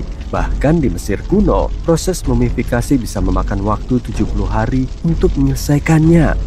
Seseorang yang khusus akan mengucapkan pidato yang sangat spesifik sambil menangani tubuh dengan hati-hati dan mengeringkannya menggunakan sejenis garam yang disebut natron. Mereka juga menggunakan linen dan resin untuk membuat tubuh terlihat lebih hidup dan membungkusnya dengan kain. Makam juga sama pentingnya bagi orang Mesir kuno. Dinding makam Raja Tut misalnya dihiasi dengan karya seni yang rumit yang menggambarkan perjalanannya ke alam baka, mulai dari prosesi pemakaman hingga perjalanannya melalui dunia bawah. Orang Mesir kuno percaya bahwa setiap orang melakukan perjalanan ini setelah meninggal dunia, dan mereka mengisi makam mereka dengan barang-barang dan lukisan untuk membantu orang tersebut dalam perjalanan spiritual mereka. Selain itu, dinding makam dihiasi dengan mantra-mantra dari sebuah buku khusus yang berisi kumpulan puisi yang dipercayai oleh orang Mesir akan membantu orang mencapai alam baka. Dan omong-omong tentang betapa pentingnya perjalanan ini, orang-orang juga meletakkan makanan di makam-makam kuno ini. Di makam Raja Tut, para arkeolog menemukan 36 toples minuman kuno dan 8 keranjang buah yang diyakini ditinggalkan di sana untuk membantunya dalam perjalanan ke alam baka. Orang Mesir percaya bahwa perjalanan ke alam baka membutuhkan waktu yang sangat lama. Jadi mereka meninggalkan banyak persediaan seperti makanan dan air untuk menyokong orang-orang yang mereka cintai. Para firaun juga umumnya memiliki banyak pakaian mewah dan perhiasan indah di makam mereka untuk memastikan bahwa mereka akan memiliki perjalanan yang modis. Barang-barang ini termasuk berbagai jenis pakaian linen seperti tunik, syal, sarung tangan, dan hiasan kepala, serta banyak perhiasan emas dengan batu-batu berharga seperti gelang, gesper, liontin, kalung, cincin, dan bahkan patung-patung serangga yang berharga untuk perlindungan. Beberapa juga menyimpan kipas yang terbuat dari gading dan bulu burung unta untuk menjaga mereka tetap sejuk di alam baka. Beberapa penguasa kuno bahkan ditempatkan di apartemen abadinya bersama dengan kapal. Misalnya, Firaun Khufu membangun piramida agung di Giza sebagai makamnya dan sebuah kapal besar ditemukan di dalamnya. Namun, Raja Tut dikuburkan dengan beberapa dayung perahu, tapi tidak ada perahu asli. Sebaliknya, dia memiliki 3 kereta dan banyak tongkat yang terbuat dari bahan berharga, mungkin mengindikasikan bahwa dia lebih suka melakukan perjalanan ke alam baka melalui jalur darat, bukan air. Di antara benda-benda paling menarik yang ditemukan di dekat mumi kuno adalah botol-botol minyak dan parfum. Jika para penguasa seharusnya modis, mengapa tidak wangi juga, bukan? Selain itu, beberapa di antaranya memiliki beberapa jenis permainan papan kuno, kebanyakan terbuat dari bahan berharga, seperti emas atau gading. Salah satu permainan itu disebut senet. Permainan ini sangat populer di kalangan orang Mesir kuno dan sangat mirip dengan catur modern. Bangsa Mesir kuno mungkin memiliki mumi yang paling terkenal di luar sana, tetapi mereka bukanlah orang pertama yang menemukan prosedur ini. Faktanya, semuanya dimulai di Amerika Selatan dengan peradaban kuno bernama Chinchorro. Sejauh yang kita ketahui saat ini, orang-orang ini adalah yang pertama kali membuat mumi orang yang mereka cintai yang telah meninggal dunia. Mereka melakukannya sekitar 2000 tahun sebelum orang Mesir memulai ritual mereka sendiri. Tentu saja kita dapat mengetahui banyak hal tentang penguasa kuno dengan mempelajari mumi-mumi ini. Tapi sampai saat ini kita tidak tahu seperti apa rupa mereka semasa hidupnya. Namun belum lama ini beberapa lukisan mumi yang sangat istimewa ditemukan oleh para arkeolog yang mempelajari benda-benda Mesir kuno. Potret mumi ini adalah lukisan yang sangat detail dari individu yang dibuat ketika mereka masih hidup. Lukisan-lukisan semacam itu seringkali dilukis di atas kayu, berbeda dengan potret klasik yang kita kenal yang dilukis di atas kanvas. Lukisan-lukisan ini dikenal karena realisme dan keindahannya, dan bahkan telah digunakan oleh para peneliti untuk mendiagnosis penyakit dengan membandingkannya dengan mumi yang sesuai. Beberapa potret ini juga mencakup penggambaran perhiasan yang kemudian ditemukan pada mumi. Penemuan potret mumi di Mesir Tengah baru-baru ini sangat penting, karena ini menandai pertama kalinya dalam lebih dari 1 abad lukisan-lukisan semacam itu ditemukan. Mumi juga muncul di seluruh dunia secara alami. Mumifikasi dapat terjadi tanpa campur tangan manusia karena kondisi alam, seperti lingkungan yang sangat dingin atau panas, tempat yang kekurangan oksigen, atau paparan bahan kimia yang mengawetkan tubuh secara tidak sengaja. Kondisi-kondisi ini tidak memungkinkan bakteri untuk tumbuh, sehingga tubuh tetap kurang lebih utuh. Otzi yang terkenal adalah salah satu dari mumi-mumi ini. Kini kita tahu bahwa dia adalah seorang pria yang hidup sekitar 5000 tahun yang lalu di Eropa. Namun, saat ditemukan di pegunungan Alpen pada tahun 1991, pihak berwenang Austria awalnya percaya bahwa dia adalah seorang pendaki gunung modern karena kondisi jasadnya yang terawat dengan baik. Namun setelah manusia es itu dikeluarkan dari gletser, diketahui bahwa dia sebenarnya berasal dari zaman tembaga. Pernahkah kamu dengar tentang Göbekli Tepe? Ini adalah situs kuno di Turki yang membuat para sejarawan menulis ulang buku-buku sejarah. Lebih dari 11.000 tahun yang lalu, sekelompok manusia prasejarah membuat mahakarya penuh teka-teki yang bahkan lebih tua dari Stonehenge. Sebelum ditemukan, para arkeolog percaya saat itu manusia belum mengenal besi dan tidak pandai membuat tembikar. Mereka yakin kehidupan menetap baru dimulai setelah adanya kebutuhan akan pertanian. Tapi Göbekli Tepe tidak mengubah keyakinan ini. Tempat ini mengungkap bahwa kuil-kuil menjadi pembuka jalan untuk kehidupan menetap, bukan pertanian. Sebelum penemuan ini, para peneliti percaya pertanian adalah pendorong kehidupan menetap. Perkenalkan Profesor Smith, orang yang temuannya berhasil mengubah teori ini. Dia berhasil membuktikan kelompok pemburu peramu yang meletakkan fondasi utama dari cara hidup ini. Pada tahun 1960-an, arkeolog lain mengunjungi daerah tersebut, tapi mereka tidak menemukan apa-apa. Saat mengamati wilayah tersebut, mereka menjumpai sebuah bukit dengan lempengan batu kapur yang berserakan dan menyimpulkan itu hanyalah pemakaman kuno dari abad pertengahan. Mereka tidak sadar masih ada banyak hal yang bisa ditemukan.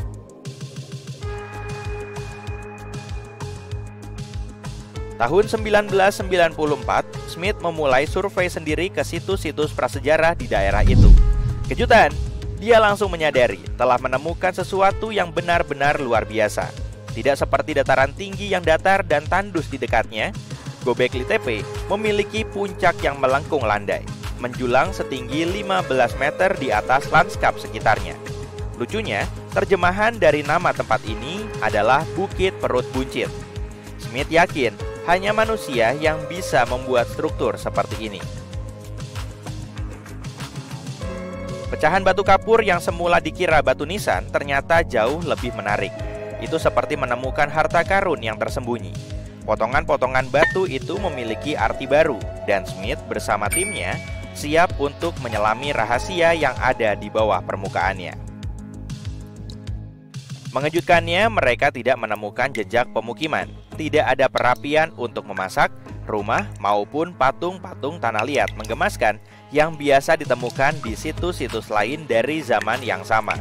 Tapi mereka mendapati masyarakat kuno di sana menggunakan peralatan seperti palu batu.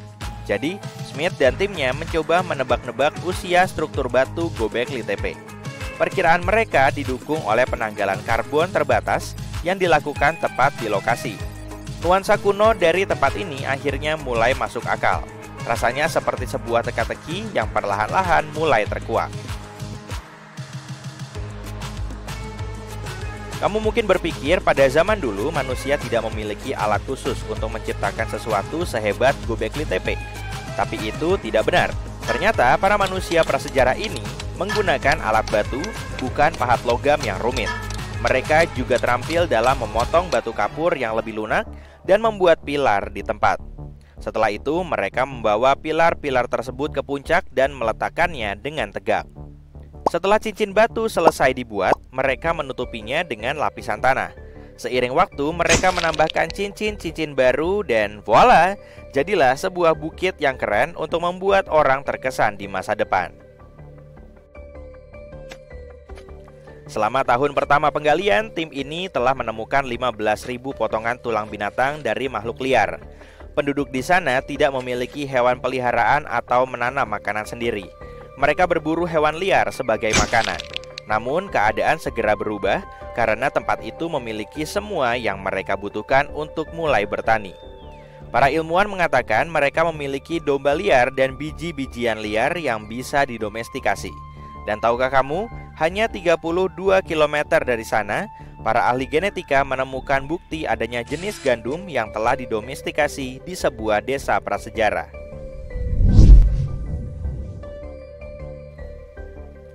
Temuan luar biasa ini benar-benar mengubah cara pandang kita terhadap peradaban.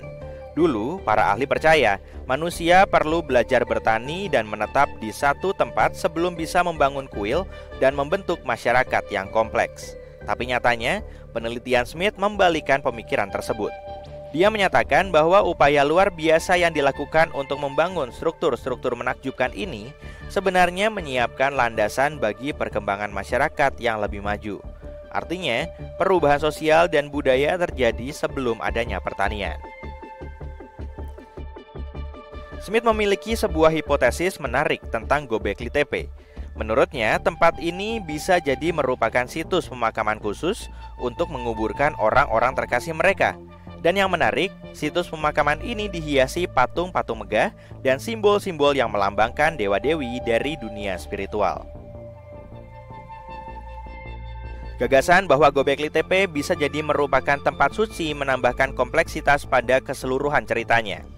Meski fungsi sebenarnya dari situs ini masih belum diketahui, pandangan Smith mengajak kita untuk melihat hubungan yang sangat erat antara dunia dan akhirat, serta rasa taksim yang mendalam masyarakat pemburu peramu kuno terhadap leluhur mereka yang telah tiada. Sekarang kita bahas tentang daya tarik utama tempat ini, yaitu tiang-tiang memukau berbentuk T yang mendominasi Göbekli Tepe. Struktur misterius ini memiliki tinggi antara 3 hingga 6 meter dan kemungkinan besar mewakili figur manusia. Tapi ada satu patung yang paling menonjol, yaitu relief singa 3 dimensi. Penggambaran ini sangat membangkitkan imajinasi kita. Kenapa? Karena ini memberi petunjuk tentang kemungkinan adanya singa yang berkeliaran di Anatolia pada masa Neolitikum. Batu-batu tegak ini disusun membentuk lingkaran dan ditempatkan dalam lubang persegi panjang. Setiap lingkaran memiliki susunan serupa, 2 pilar besar berbentuk T di tengah, dikelilingi pilar-pilar yang sedikit lebih kecil menghadap ke dalam. Sungguh penataan yang menarik. Pilar-pilar ini menjulang setinggi 4,5 meter dan berat 7 hingga 10 ton. Beberapa pilar terlihat polos dan sederhana, sementara yang lain bagaikan karya seni dengan ukiran yang rumit. Rubah, kalajengking, dan burung nasar menjadi hidup, merayap dan meliuk-liuk di sisi pilar. Tapi bukan hanya hewan yang digambarkan di permukaan batu ini. Sebagian pilar memiliki bentuk abstrak yang mewakili manusia dan bahkan ukiran kecil berbentuk pakaian. Beberapa bahkan memiliki ikat pinggang. Nah, ada satu pilar yang sangat menonjol dibanding yang lainnya.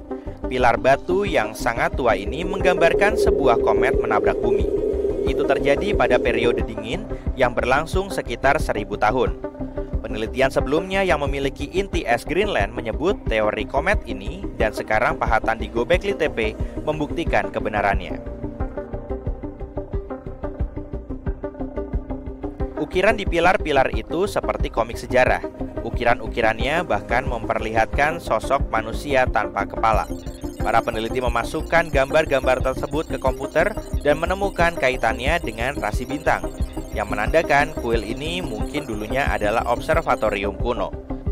Seolah-olah nenek moyang kita ingin mendokumentasikan peristiwa dahsyat ini dengan cara mereka yang unik. Para arkeolog sudah menggali dan meneliti Göbekli Tepe sejak pertengahan tahun 90-an, menyingkap lapisan-lapisan sejarah dan memberi kita pemahaman lebih dalam mengenai hubungan yang rumit antara berbagai elemen.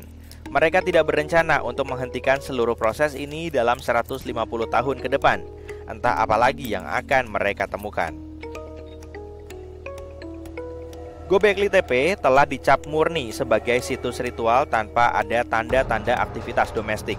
Kita dulu percaya tidak adanya air berarti situs ini tidak dapat menunjang komunitas masyarakat semi menetap.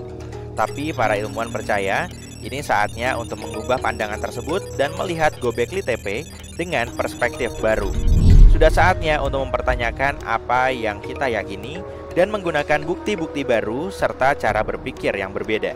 Sebagai contoh, mungkin saja ada kelompok yang tinggal di area tersebut tapi tidak menetap di satu titik. Mereka berpindah-pindah tapi tetap memiliki peradabannya sendiri. Hidup di area tersebut secara semi menetap. Göbekli Tepe bukan hanya rumah bagi satu kuil, tapi juga lebih dari 20 struktur kuno yang menakjubkan. Seiring penggalian ke kedalaman keajaiban ini, para arkeolog mengungkap satu letak yang unik, dengan 2 titik fokus yang menonjol di tengah-tengah setiap bangunan, disertai struktur-struktur yang lebih kecil dan dinding pemisah. Lebih hebatnya lagi, di area ini terdapat lebih dari 200 obelis, monumen ramping, dan runcing. 1000 tahun yang lalu di dekat St. Louis, Missouri, masa kini terdapat sebuah kota yang ramai dan semarak bernama Cahokia. Kota ini adalah kota penduduk asli Amerika, kota terbesar dan paling berpengaruh dalam budaya Mississippi. Pada puncak kejayaannya sekitar tahun 1050 sebelum Masehi, Cahokia dihuni oleh 30.000 orang, menjadikannya lebih besar dari Paris pada saat itu. Namun yang menarik adalah Cahokia tidak memiliki pasar yang besar. Biasanya perdagangan adalah tulang punggung kota besar. Namun kota yang satu ini sangat menarik bagi para arkeolog. Itu karena Cahokia tidak mementingkan perdagangan, melainkan budaya, komunitas, dan pesta. Orang-orang yang tinggal di sana mengadakan pesta besar-besaran yang bisa berlangsung berhari-hari. Fitur termegah kota ini adalah alun-alun seluas 50 hektar yang dikelilingi oleh piramida tanah yang menakjubkan. Tempat yang sangat luas ini dapat menampung lebih dari 10.000 orang. Bayangkan mereka semua berkumpul di sana untuk berpesta, menari, minum kopi dan teh, makan daging rusa dan bertaruh di permainan olahraga. Acara-acara itu sangat meriah.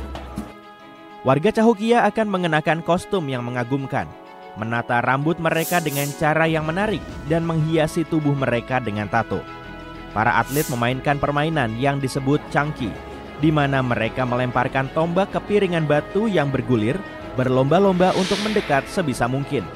Gemuruh penonton memenuhi udara dan para pemain memamerkan keahlian mereka. Perayaan ini begitu liar hingga meninggalkan jejak dalam sejarah. Setelah pesta berakhir, orang Cahokia membersihkan diri dengan membuang sisa makanan ke dalam lubang. Para arkeolog telah menemukan lubang-lubang pembuangan ini dan itu dipenuhi dengan sisa-sisa makanan dan tembikar. Satu lubang saja bisa berisi sisa-sisa 2.000 rusa, dan itu hanya dari satu acara. Mereka juga menemukan jejak-jejak Yaupon Holy, tanaman berkafein yang dijual dari tempat yang berjarak ratusan kilometer jauhnya. Hal ini menunjukkan betapa besar usaha dan perhatian yang dilakukan warga Cahokia untuk merayakannya. Apa kamu mau tinggal di kota seperti ini? Namun di samping semua kegembiraan dan keriuhan itu, Cahokia juga sangat kompleks dan spiritual. Kota ini dibangun di atas lanskap yang memadukan lahan kering dengan lahan berawa. Banyak orang percaya bahwa hal ini melambangkan hubungan antara dunia orang hidup dan dunia orang mati. Orang-orang Cahokia melihat kota mereka sebagai jembatan antara dua alam ini. Mereka membangun gundukan-gundukan tanah baik untuk upacara dan ritual maupun sebagai pendukung konstruksi. Gundukan-gundukan ini muncul dari daerah rawa. Sementara itu, orang-orang menetap di tempat yang lebih kering. Jalan setapak yang ditinggikan menghubungkan lingkungan ini menciptakan hubungan fisik antara hidup dan mati. Sayang sekali rasanya jika kota-kota metropolitan kuno yang menyaingi kota-kota modern dalam hal luasnya menghilang begitu saja. Kisah Cahokia berakhir dengan tenang sekitar tahun 1350 ketika kota ini ditinggalkan. Semua karena perubahan lingkungan dan cuaca, banjir dan masalah lainnya. Namun pengaruh Cahokia begitu besar hingga menyebar ke tempat-tempat yang jauh. Beberapa tradisi mereka seperti cangki dan teh yaupon masih bertahan di komunitas penduduk asli hingga hari ini. Saat ini, Cahokia adalah situs warisan dunia UNESCO dan itu bukan satu-satunya kota besar yang hilang. Sekitar 5.000 tahun yang lalu, orang-orang di lembah Indus membangun beberapa kota pertama di dunia. Mohenjo-daro adalah sebuah kota kuno di wilayah yang sekarang dikenal sebagai Pakistan. Kota ini dibangun sekitar tahun 2500 sebelum Masehi dan pada saat itu, kota ini merupakan pusat peradaban Indus yang berkembang pesat. Memang, kota ini jauh lebih kecil dari kota-kota modern, tapi kota ini sudah terbilang cukup besar pada saat itu, sekitar 40.000 penduduk. Sepertinya penduduk setempat adalah orang-orang yang sangat ketat dan disiplin. Perencanaan dan pengaturan kota ini sangat luar biasa. Kota ini ditata dalam pola kisi-kisi. Jalan-jalan dan bangunan-bangunan penting berjajar di sepanjang sumbu utara selatan, mungkin untuk menyesuaikan pergerakan matahari dan bulan. Mereka juga membangun salah satu sistem pengelolaan air dan limbah yang paling canggih pada masanya. Kota ini memiliki sekitar 700 sumur. Hampir setiap rumah memiliki sumurnya sendiri. Sebagian besar rumah juga memiliki kamar mandi pribadi dengan saluran air dan bahkan saluran pembuangan bawah tanah. Hal ini menunjukkan betapa terampilnya orang-orang ini dalam menjaga kebersihan. Dan dengan semua disiplin ini, sepertinya tidak ada raja, ratu atau bahkan pemerintah pusat. Mereka masih punya pihak otoritas seperti elit lokal atau pejabat terpilih, hanya saja tidak ada semacam monarki yang ketat atau agama. Sebaliknya, orang-orang di sana peduli dengan kesederhanaan dan keteraturan. Mereka pada dasarnya mengatur diri mereka sendiri dan memiliki cara-cara standar dalam melakukan berbagai hal, mulai dari cara membuat perkakas dan tembikar hingga cara mereka berdagang. Itulah sebabnya tidak seperti banyak kota lainnya, Mohenjo-daro tidak memiliki istana megah, kuil atau monumen. Sebaliknya, mereka punya area publik yang dikenal sebagai citadel atau bisa dibilang benteng. Orang-orang berkumpul di benteng ini untuk melakukan ritual, mengadakan rapat, dan menyimpan biji-bijian. Dan sepertinya cara hidup ini berjalan dengan sempurna. Para ilmuwan menemukan beberapa segel dan timbangan yang berarti perekonomiannya sangat teratur. Para arkeolog menemukan beberapa artefak yang rumit seperti gading, lapis lazuli, manik-manik akik, dan perhiasan emas. Temuan terkenal lainnya adalah patung perunggu kecil yang dikenal sebagai gadis penari yang ditemukan pada tahun 1926. Mohenjo-daro sama sekali bukan kota yang miskin. Dan mereka juga membuat beberapa bangunan yang mengagumkan. Menjaga kebersihan jelas jauh lebih penting bagi mereka daripada memamerkan kekayaan atau kekuasaan. Jadi, mereka menciptakan pemandian besar, salah satu bangunan paling terkenal di kota ini.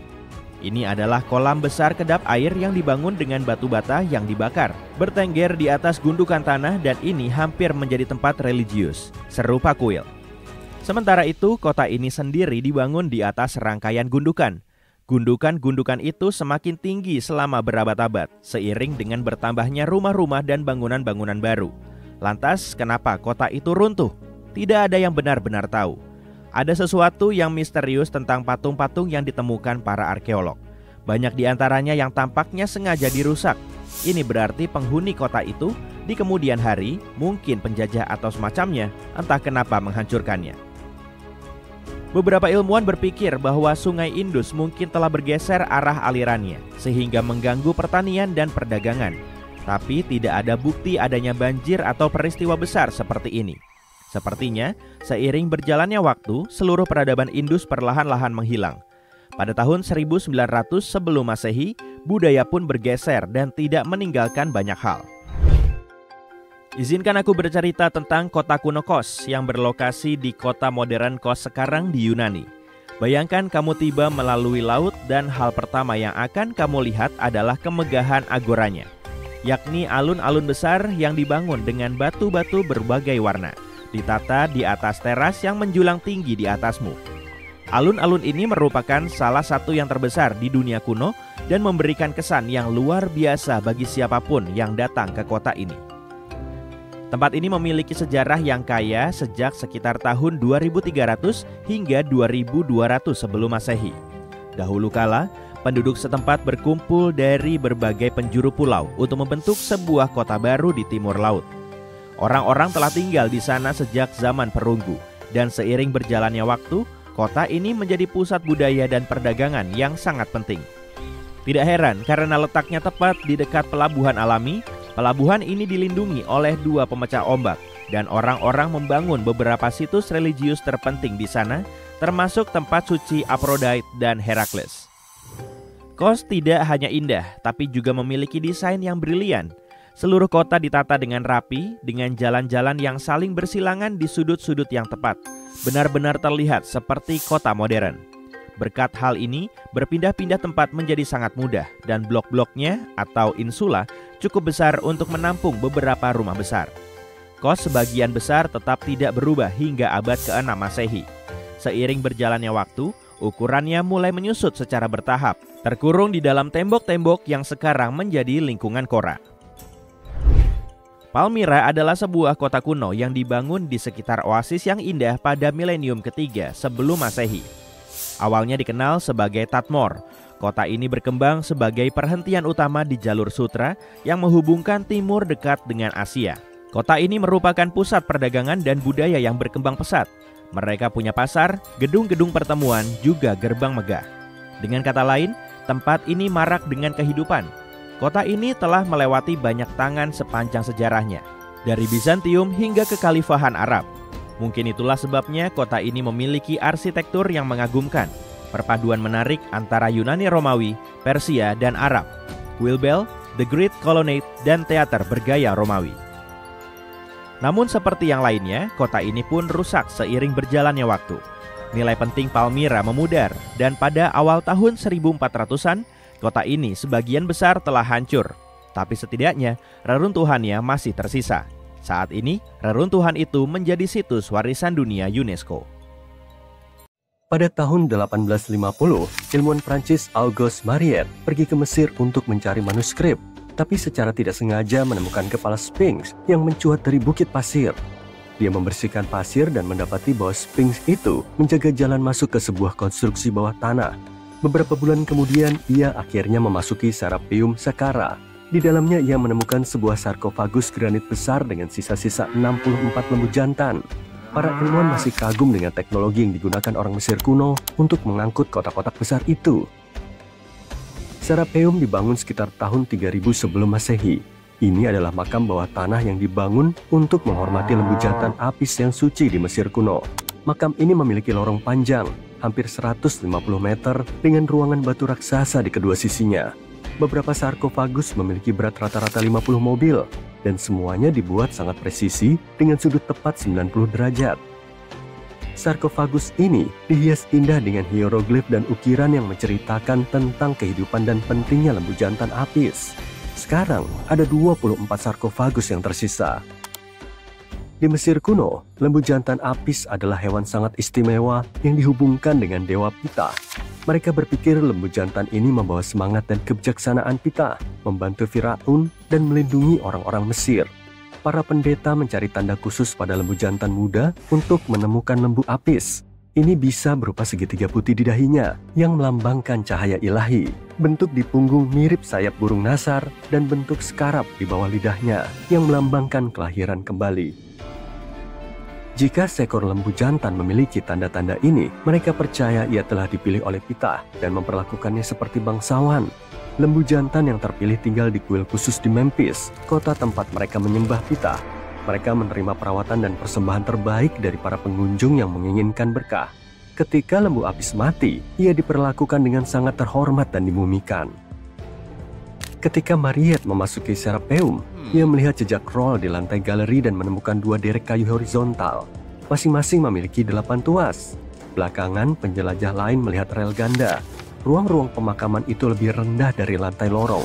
Untuk memasukkan kotak-kotak itu ke tempatnya, para pekerja mengisi ruang-ruang itu dengan pasir sehingga sarkofagus dapat didorong lurus.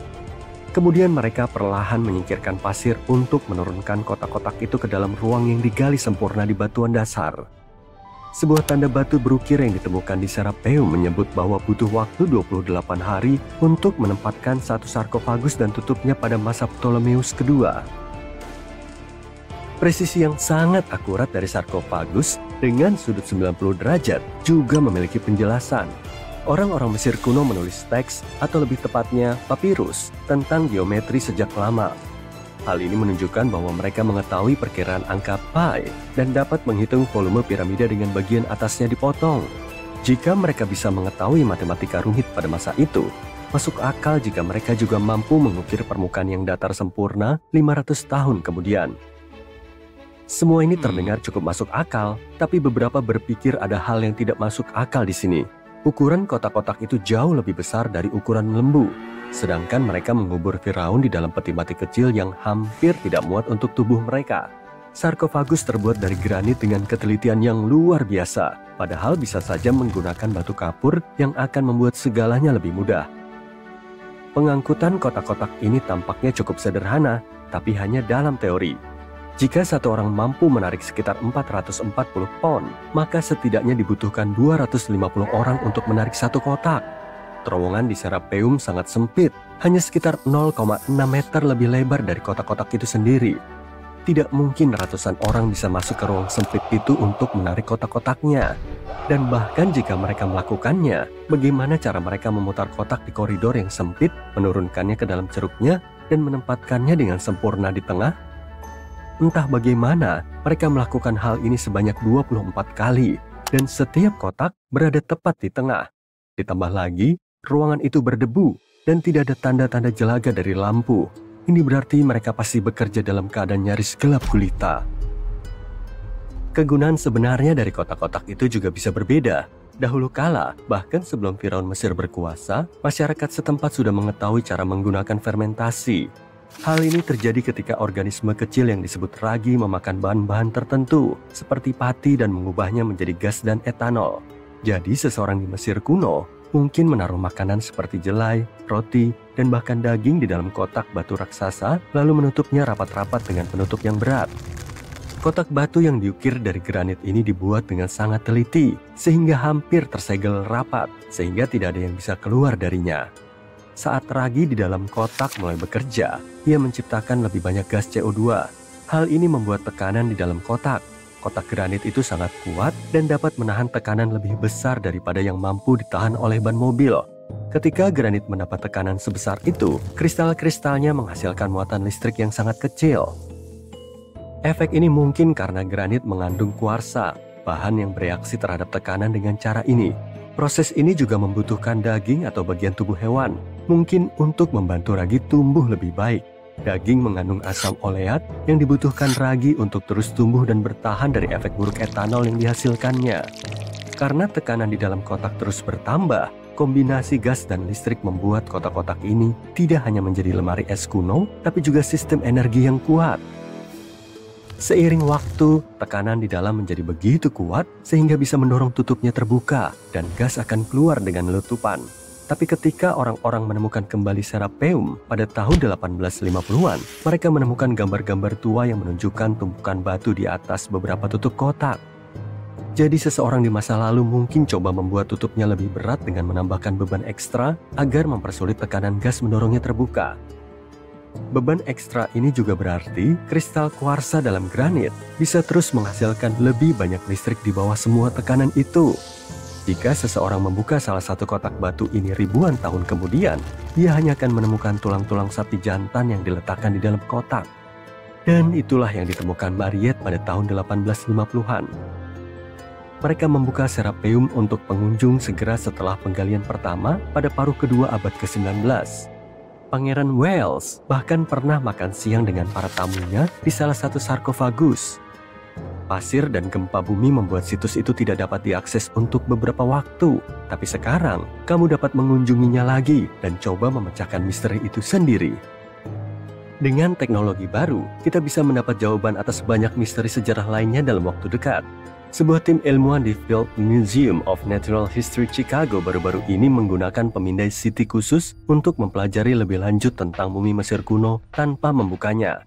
Mereka dengan hati-hati memindahkan 26 mumi dengan gerobak khusus ke tempat parkir, di mana pemindai telah menunggu. Dibutuhkan ribuan gambar sinar X yang mendetail dari setiap mumi dan peti mati mereka. Ketika semua gambar digabungkan, tercipta gambar 3D yang menunjukkan apa yang ada di dalamnya, kerangka, dan beberapa artefak. Para ilmuwan berharap gambar-gambar ini akan membantu mereka memahami praktik pemakaman Mesir kuno lebih dari 3.000 tahun lalu. Meskipun proses pemindaian hanya memakan waktu 4 hari, mungkin dibutuhkan waktu 3 tahun untuk mempelajari semua data. Namun para ilmuwan berhasil mempelajari beberapa detail pribadi tentang mumi-mumi tersebut. Salah satu mumi yang paling populer di museum ini adalah Lady Ceneta. Ia adalah seorang wanita yang hidup pada masa Mesir kuno sekitar 3.000 tahun yang lalu. Sepertinya dia meninggal pada akhir usia 30-an atau awal 40-an. Agar memastikan tubuhnya terlihat lengkap untuk kehidupan selanjutnya, para pembalsem menaruh isian di lehernya agar tidak runtuh. Mereka juga menempatkan mata buatan di rongga matanya agar dia memiliki mata di alam berikutnya. Dia dibungkus dengan kain linen mewah dan ditempatkan dalam peti mati yang dihias dengan indah. Hasil pemindaian menunjukkan peti mati itu dibuat dengan celah di bagian belakang yang digunakan para pembalsem untuk menyesuaikan tubuhnya. Ada juga beberapa detail artistik di permukaannya, seperti tanda pada lututnya. Sepertinya, makamnya setara dengan mobil mewah kelas atas. Berita besar, Sinterklas itu nyata dan dia terlihat seperti ini. Aku tahu ini tidak persis seperti yang kita bayangkan tentang pria tua yang periang itu, tapi sebuah makam yang baru saja ditemukan mungkin menjadi bukti yang kita tunggu-tunggu untuk menunjukkan bahwa Santo Nikolas itu nyata dan orang Turki. Ternyata dia bukanlah penduduk asli Kutub Utara, melainkan seorang uskup yang baik hati dari abad keempat yang terkenal suka memberi hadiah kepada semua orang. Legenda mengatakan bahwa dia adalah seorang pria kaya yang lahir di kota kuno Patara, sekarang Turki, yang melakukan perjalanan ke pedesaan untuk membantu orang miskin dan orang sakit. Selama berabad-abad, orang-orang tidak bisa memastikan bahwa dia benar-benar ada. Beberapa sumber sejarah mengatakan bahwa dia dimakamkan di Myra, yang sekarang disebut Demre, Turki. Sejak tahun 80-an, para arkeolog telah menggali di sekitar area ini mencoba membuktikannya, dan sekarang keajaiban Natal mereka akhirnya menjadi kenyataan. Setelah menggali sedalam 1,83 meter di sebuah pavilion di gereja Santo Nikolas, mereka menemukan sebuah makam batu kapur misterius dengan panjang sekitar 2 meter. Meskipun mereka cukup yakin bahwa ini adalah tempat peristirahatan terakhir Santo Nik, mereka masih mencari prasasti untuk memastikan usia pastinya. Sekarang jika kita berbicara tentang Sinterklas fiksi, legenda mengatakan bahwa rumahnya berada di Lapland, Finlandia. Pada tahun 2018, para arkeolog membuat sebuah penemuan menarik yang akhirnya bisa membuktikan bahwa Sinterklas itu nyata. Mereka sedang menggali di sebuah situs bernama Tiny Harrow saat mereka menemukan sekitar 200 lubang pemakaman. Namun ketika mereka melihat ke dalam, jelas tidak ada tanda-tanda Sinterklas. Sebenarnya tidak ada kerangka manusia sama sekali. Hanya ada banyak benda seperti tembikar dan tulang belulang hewan. Jadi tidak ada yang benar-benar tahu tempat apa ini. Hal itu bertolak belakang dengan apa yang terjadi pada sekelompok arkeolog yang bekerja di kota kuno Petra, Yordania. Sejak tahun 2003, ada desas-desus tentang ruangan tersembunyi di bawah monumen terkenal yang disebut Al-Kashne, yang juga dikenal sebagai perbendaharaan. 21 tahun kemudian, sebuah tim akhirnya memutuskan untuk menggali dan menemukan sebuah makam yang masih utuh.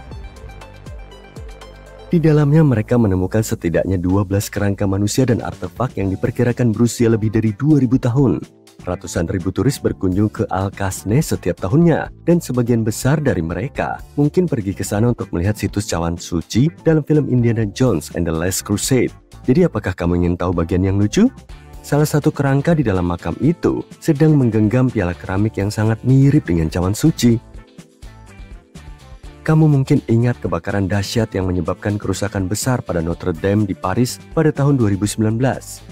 Karena itu, bangunan yang awalnya dibangun antara abad ke-12 dan ke-13 ini harus direstrukturisasi. Namun para arkeolog melihatnya sebagai kesempatan emas untuk menggali situs ini dan mengungkap rahasia-rahasia yang tersembunyi di dalamnya.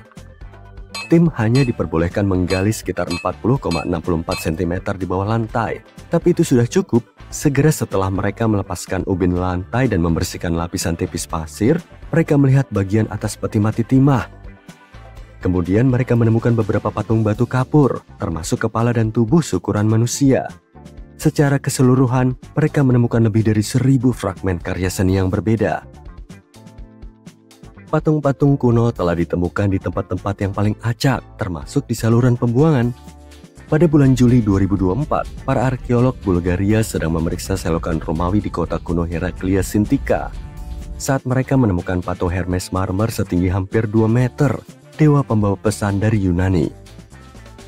Kota ini benar-benar hancur dan ditinggalkan setelah 2 kali gempa bumi. Satu pada tahun 388 dan yang lainnya pada tahun 425. Namun entah bagaimana, hal itu tidak menghancurkan patung ini, bahkan kepalanya ditemukan dalam kondisi yang sangat baik. Menemukan karya seni kuno tentu saja menarik, tapi bayangkan jika kamu menemukan sebuah kota tersembunyi di hutan hujan Amazon. Dengan menggunakan laser berteknologi tinggi, para peneliti menemukan sebuah peradaban yang hilang dengan ribuan bangunan dan seluruh jaringan jalan, kanal, dan rumah-rumah. Semuanya terkubur di bawah hutan lebat. Kota ini dibangun sekitar 2500 tahun yang lalu, di daerah yang terletak di bawah bayang-bayang gunung berapi, yang mana gunung berapi itu bisa saja meletus dan menghancurkan peradaban ini pada suatu saat. Sulit untuk mengatakan dengan pasti berapa banyak orang yang tinggal di sana. Namun para ahli memperkirakan mereka tinggal di sana hingga 1000 tahun. Penemuan ini membuktikan bahwa orang-orang kuno juga memiliki kota besar yang terorganisir di tengah-tengah Amazon. Hal serupa juga terjadi di Campeche, di selatan Meksiko. Seorang arkeolog sedang melakukan penelitian di internet ketika dia secara tidak sengaja menemukan sebuah kota maya yang tersembunyi. Daerah ini yang sekarang disebut Valeriana sangat besar, seukuran Edinburgh, ibu kota Skotlandia. Kota ini memiliki piramida, lapangan olahraga, amfiteater, dan jalan setapak yang menghubungkan berbagai distrik. Berkat citra satelit, para arkeolog menemukan sebuah peradaban yang belum pernah diketahui sebelumnya dari zaman perunggu. Mereka sedang memeriksa gambar dari udara ketika mereka menemukan 100 permukiman prasejarah di dataran Pannonia, sebuah wilayah yang mencakup sebagian wilayah yang sekarang menjadi Serbia dan Hungaria. Orang-orang yang tinggal di sana sekarang dikenal sebagai kelompok situs Tizza, dan tampaknya mereka adalah masyarakat yang cukup terorganisir dengan baik, terampil dalam menanam makanan, berburu, dan memancing. Google Earth membantu sebuah tim untuk mengungkap seperangkat 400 gerbang kuno yang misterius di Arab Saudi. Gerbang-gerbang ini yang tersebar di padang pasir diperkirakan berasal dari ribuan tahun yang lalu. Gerbang-gerbang ini terbuat dari batu dan tersusun dalam formasi aneh yang membuat para arkeolog kebingungan. Maksudku, mereka tidak terlihat seperti yang dimaksudkan untuk pemakaman dan tidak terlihat seperti bangunan tempat tinggal manusia. Jadi kita masih tidak tahu apa itu. Teknologi benar-benar mengubah arkeologi. Berkat kecerdasan buatan dan ya hadiah $1 juta, kita akhirnya dapat menguraikan bagian dari gulungan kuno yang tidak dapat dibaca dan sangat rusak. Gulungan Herculaneum ditemukan para pekerja yang menggali kota kuno Herculaneum di dekat Pompei pada tahun 1752. Tetapi kondisi mereka sangat buruk sehingga selama bertahun-tahun mereka dianggap tidak dapat dipahami. Untungnya AI telah membantu mengungkap rahasia mereka. Berdasarkan penelitian sejauh ini, para ahli percaya bahwa salah satu gulungan ini ditulis oleh seorang filsuf yang menghargai kesenangan, seperti musik dan makanan, di atas segalanya. Tidak diragukan lagi, Stonehenge di Inggris adalah salah satu tempat paling misterius di bumi. Beberapa teori bahkan menyatakan bahwa tempat ini dibangun oleh makhluk luar angkasa. Setelah lebih dari 1 abad penelitian, para arkeolog masih mencari tahu bagaimana semua itu bisa terjadi. Lihat altar besar di tengah, ternyata itu berasal dari Skotlandia. Dan itu cukup liar, mengingat balok batu pasir raksasa ini memiliki berat lebih dari 6 ton. Dan orang-orang yang membangun Stonehenge lebih dari 4.000 tahun yang lalu tidak memiliki kemewahan roda atau peralatan modern. Kita juga bisa menemukan beberapa hal yang cukup menakjubkan di lautan. Pada tahun 2013, sebuah bangkai kapal misterius ditemukan sekitar 6 meter di bawah air di lepas pantai Kenya. Pada saat itu, tidak ada yang tahu dari mana asalnya. Tapi sekarang para peneliti cukup yakin bahwa ini adalah kapal dari armada Vasco da Gama. Kamu tahu, navigator Portugis yang terkenal itu terkenal sebagai orang pertama yang berlayar dari Eropa ke India dengan mengitari Tanjung Harapan di Afrika. Jika sudah dikonfirmasi, bangkai kapal ini bisa menjadi salah satu bangkai kapal Eropa paling awal di Samudra Hindia. Harta karun kuno bisa datang dalam berbagai bentuk, termasuk botol. Baru-baru ini para arkeolog di Norwegia menemukan sebuah pesan berusia 150 tahun di dalam sebuah botol selama penggalian gundukan pemakaman Viking. Botol tersebut berisi surat yang ditulis oleh Anders Lorange, seorang arkeolog yang bekerja di situs tersebut pada tahun 1800-an, bersama dengan kartu namanya dan beberapa koin yang dibungkus dengan kertas. Surat itu memberikan beberapa rincian tentang penggalian, meskipun tampaknya Lorange salah menyebutkan beberapa hal, seperti jumlah pasti perisai Viking yang ditemukan. Di akhir surat, ia menulis catatan pribadi dalam aksara rahasia, "Emma Great, pacarku." Jadi surat itu tidak hanya memberi kita wawasan tentang sejarah, tetapi juga mengintip kehidupan cintanya. Pada bulan Juli tahun 1990, 4 orang Ceko memutuskan untuk berpetualang mencari cacing maut Mongolia, makhluk yang mungkin menginspirasi monster yang kamu lihat di film Dune. Kabarnya, makhluk itu hidup di suatu tempat jauh di dalam gurun Gobi. Jadi mereka terbang ke Mongolia, menaiki ATV, dan menyewa pemandu lokal untuk membantu mereka. Semua itu dilakukan demi bertemu dengan makhluk yang panjangnya mencapai 1,8 meter, dapat meludahkan asam yang mampu melelehkan apapun dan mampu menembakkan listrik ke sesuatu yang tidak disukainya. Legenda mengatakan bahwa makhluk ramah ini menghabiskan sebagian besar waktunya untuk bersembunyi di bawah bukit pasir, tapi ia suka keluar selama bulan-bulan yang lebih basah, di bulan Juni dan Juli. Jadi, waktu untuk melihatnya sangat tepat, tapi para kru harus mencari cara untuk memancing makhluk itu. Sayangnya bagi mereka, tidak ada yang tahu apa yang disukai cacing raksasa itu. Jadi, mereka membuat sebuah tamper, yaitu sebuah mesin yang mengeluarkan suara hentakan berirama. Mereka berharap hal itu akan memanggil cacing itu keluar dari tanah. Selama 2 bulan, mereka mencari di gurun pasir yang luas, melintasi bukit pasir dan dataran berbatu, mencari tanda-tanda keberadaan makhluk itu.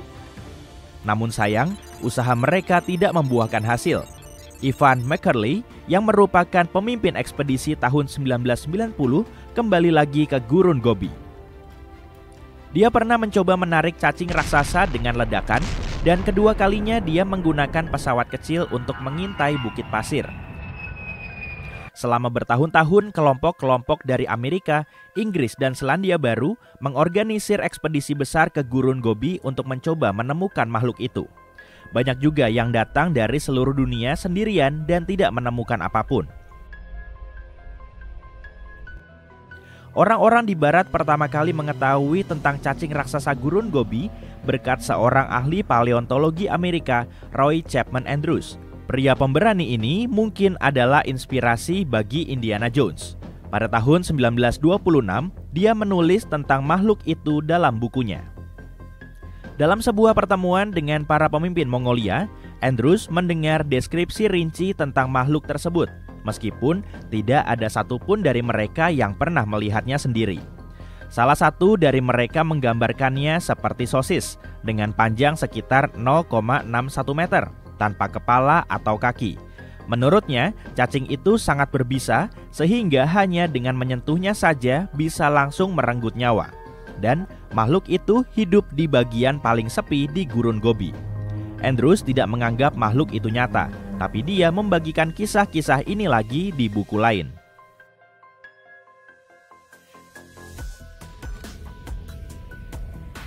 Pada bulan Mei 2005, 4 orang teman dari Inggris yang mencari monster secara profesional memutuskan untuk mencoba peruntungan mereka. Mereka membuat gambar cacing tersebut dan mempekerjakan penduduk setempat untuk membagikan brosur di seluruh gurun Gobi. Selebaran ini menawarkan hadiah bagi siapa saja yang dapat memberikan informasi tentang cacing tersebut atau bahkan membawakan mereka spesimen. Mereka berpikir bahwa suara keras yang coba ditimbulkan oleh penjelajah lain akan membuat makhluk itu takut. Seseorang memberitahu mereka bahwa cacing itu menyukai kondisi yang lembab. Jadi, mereka membuat rencana untuk membendung aliran air untuk menciptakan area basah yang akan memancing cacing keluar. Rencana mereka tidak berhasil karena terlalu sulit untuk membangun bendungan di padang pasir. Mereka akhirnya menggunakan perangkap kecil, tapi tidak menemukan bukti nyata bahwa cacing itu ada.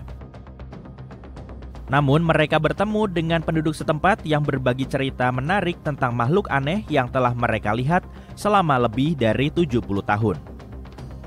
Selama bertahun-tahun, kisah-kisah tentang monster ini menyebar ke seluruh dunia. Di beberapa di antaranya, panjangnya hanya 0,3 meter. Di tempat lain, sebesar manusia. Warnanya putih abu-abu atau bersisik dan coklat, atau mungkin berdaging dan merah terang. Ada yang mengatakan ia menyerupai ular, atau mungkin ulat, atau mungkin memiliki sayap dan bisa terbang. Dan beberapa orang percaya bahwa ia adalah makhluk gaib yang jahat tanpa tubuh. Mungkin ceritanya sangat berbeda dan operasi pencarian tidak membuahkan hasil karena makhluk itu tidak ada. Atau bisa jadi makhluk itu adalah salah satu dari sekian banyak makhluk kriptid. Makhluk-makhluk seperti Bigfoot, Yeti, monster Loch Ness, keberadaannya masih belum terbukti. Pada tahun 1983, seorang ilmuwan yang sedang mengunjungi wilayah tersebut mendengar bahwa seorang pria tua telah berhasil menangkap cacing misterius tersebut. Dia juga mengetahui bahwa ada sarangnya di dekat situ. Ilmuwan itu dengan berani mendekati lubang di pasir dan memasukkan tangannya ke dalam. Seekor makhluk raksasa menyeretnya ke dalam dan dia tidak pernah terlihat lagi. Tidak, aku bercanda. Dia benar-benar menemukan seekor buah pasir tartar di dalamnya. Ini adalah ular yang tebal, suka menggali dan tidak berbisa, dengan mata kecil dan sisik berwarna abu-abu kecoklatan. Dia menunjukkannya kepada penduduk setempat untuk memastikan apakah itu monster tersebut dan konon mereka semua mengiyakan. Sebagian besar orang Mongolia yang tahu tentang cacing itu masih percaya bahwa itu nyata. Meskipun orang-orang menyebut yang kita duga sebagai monster ini cacing, tapi rupanya memang seperti monster. Banyak budaya Mongol telah menggunakan kata ini selama berabad-abad untuk menyebut hewan apapun yang mereka anggap sangat berbahaya, terutama ular, bahkan ular yang tidak berbisa. Jadi, tidak harus berupa cacing secara harfiah. Cacing memang lembut dan licin, tapi makhluk yang hidup di gurun Gobi yang keras pastilah lebih keras, lebih mirip ular atau sejenis kadal tanpa kaki. Tak satu pun dari makhluk ini yang dapat menyemburkan listrik atau meludahkan asam seperti yang dikatakan cacing maut. Namun beberapa ular seperti kobra dapat menyemburkan bisa yang berbahaya bagi manusia. Jika memang nyata, makhluk itu akan memiliki tulang punggung dan para penjelajah yang mencarinya kemungkinan akan menemukan beberapa tulang atau bukti yang tertinggal. Dan memang ada sisa-sisa fosil di seluruh gurun Gobi. Para ilmuwan menemukan perwakilan lebih dari 80 kelompok dino di sini selama hampir 100 tahun terakhir. Semuanya dimulai dengan sarang telur dinosaurus pertama di dunia. Penemuan ini mengubah semua yang diketahui para ilmuwan tentang dinosaurus. Itu adalah bukti pertama bahwa dinosaurus bertelur. Dalam 2 tahun berikutnya, tim ekspedisi yang sama menemukan lebih dari 100 dinosaurus dan membawanya ke Museum Sejarah Alam Amerika, di mana kamu masih bisa melihatnya sampai sekarang. Beberapa di antaranya berenang di lautan zaman kapur yang dulunya ada di sini sekitar 71 juta tahun yang lalu. Makhluk itu menyerupai burung modern. Misteri cacing raksasa masih belum terpecahkan, tapi ada misteri lain yang akhirnya berhasil dijelaskan oleh para ilmuwan. Pada abad ke-13, seorang pengelana terkenal, Marco Polo, bukan orang yang ada di game kolam renang itu ya, melintasi gurun Gobi. Dia mengira dirinya mendengar suara-suara misterius, semacam suara alat musik seperti drum. Dia menulis tentang hal itu dalam bukunya dan percaya bahwa dia mungkin mendengar suara-suara roh yang gelisah. Para ilmuwan menyebut suara-suara ini sebagai pasir bernyanyi atau pasir menggelegar. Tidak seperti suara berdecit yang mungkin kamu dengar saat berjalan di pantai berpasir. Suara gurun ini jauh lebih keras, seperti alat musik yang memainkan nada-nada yang menghantui. Selama bertahun-tahun, orang-orang memunculkan berbagai macam gagasan tentang apa yang menyebabkan suara tersebut, seperti air bawah tanah atau angin yang membuat pasir bergetar. Tidak semua bukit pasir dapat melakukan hal ini, dan para ilmuwan ingin mencari tahu alasannya. Kadang-kadang, angin dapat menyebabkan longsoran kecil di sisi bukit pasir dan kemudian kamu dapat mendengar suara magis itu dimulai. Namun, hal ini jarang terjadi. Jadi, untuk mempelajarinya, para ilmuwan harus membantu bukit pasir bernyanyi. Mereka naik ke puncak bukit pasir dan meluncur ke bawah dengan punggung mereka, menggunakan tangan dan kaki untuk mendorong pasir ke bawah. Saat pasir berjatuhan, suara itu mulai terdengar lembut dan semakin keras. Mereka bahkan bisa merasakan getarannya dengan tangan mereka. Jadi, mereka menemukan bahwa agar bukit pasir dapat bernyanyi, beberapa hal khusus harus terjadi. Butiran pasirnya harus memiliki bentuk yang tepat. Bukit pasirnya harus besar dan pasirnya harus sangat kering. Jadi, tidak ada nyanyian setelah hujan. Di dalam bukit pasir ada lapisan keras pasir padat yang berfungsi seperti pengeras suara raksasa. Lapisan ini memantulkan gelombang suara bolak-balik, membuat suara semakin keras dan menciptakan melodi yang menghantui yang dapat memenuhi udara gurun. Dengan kata lain, the dunes can play tunes. Maaf,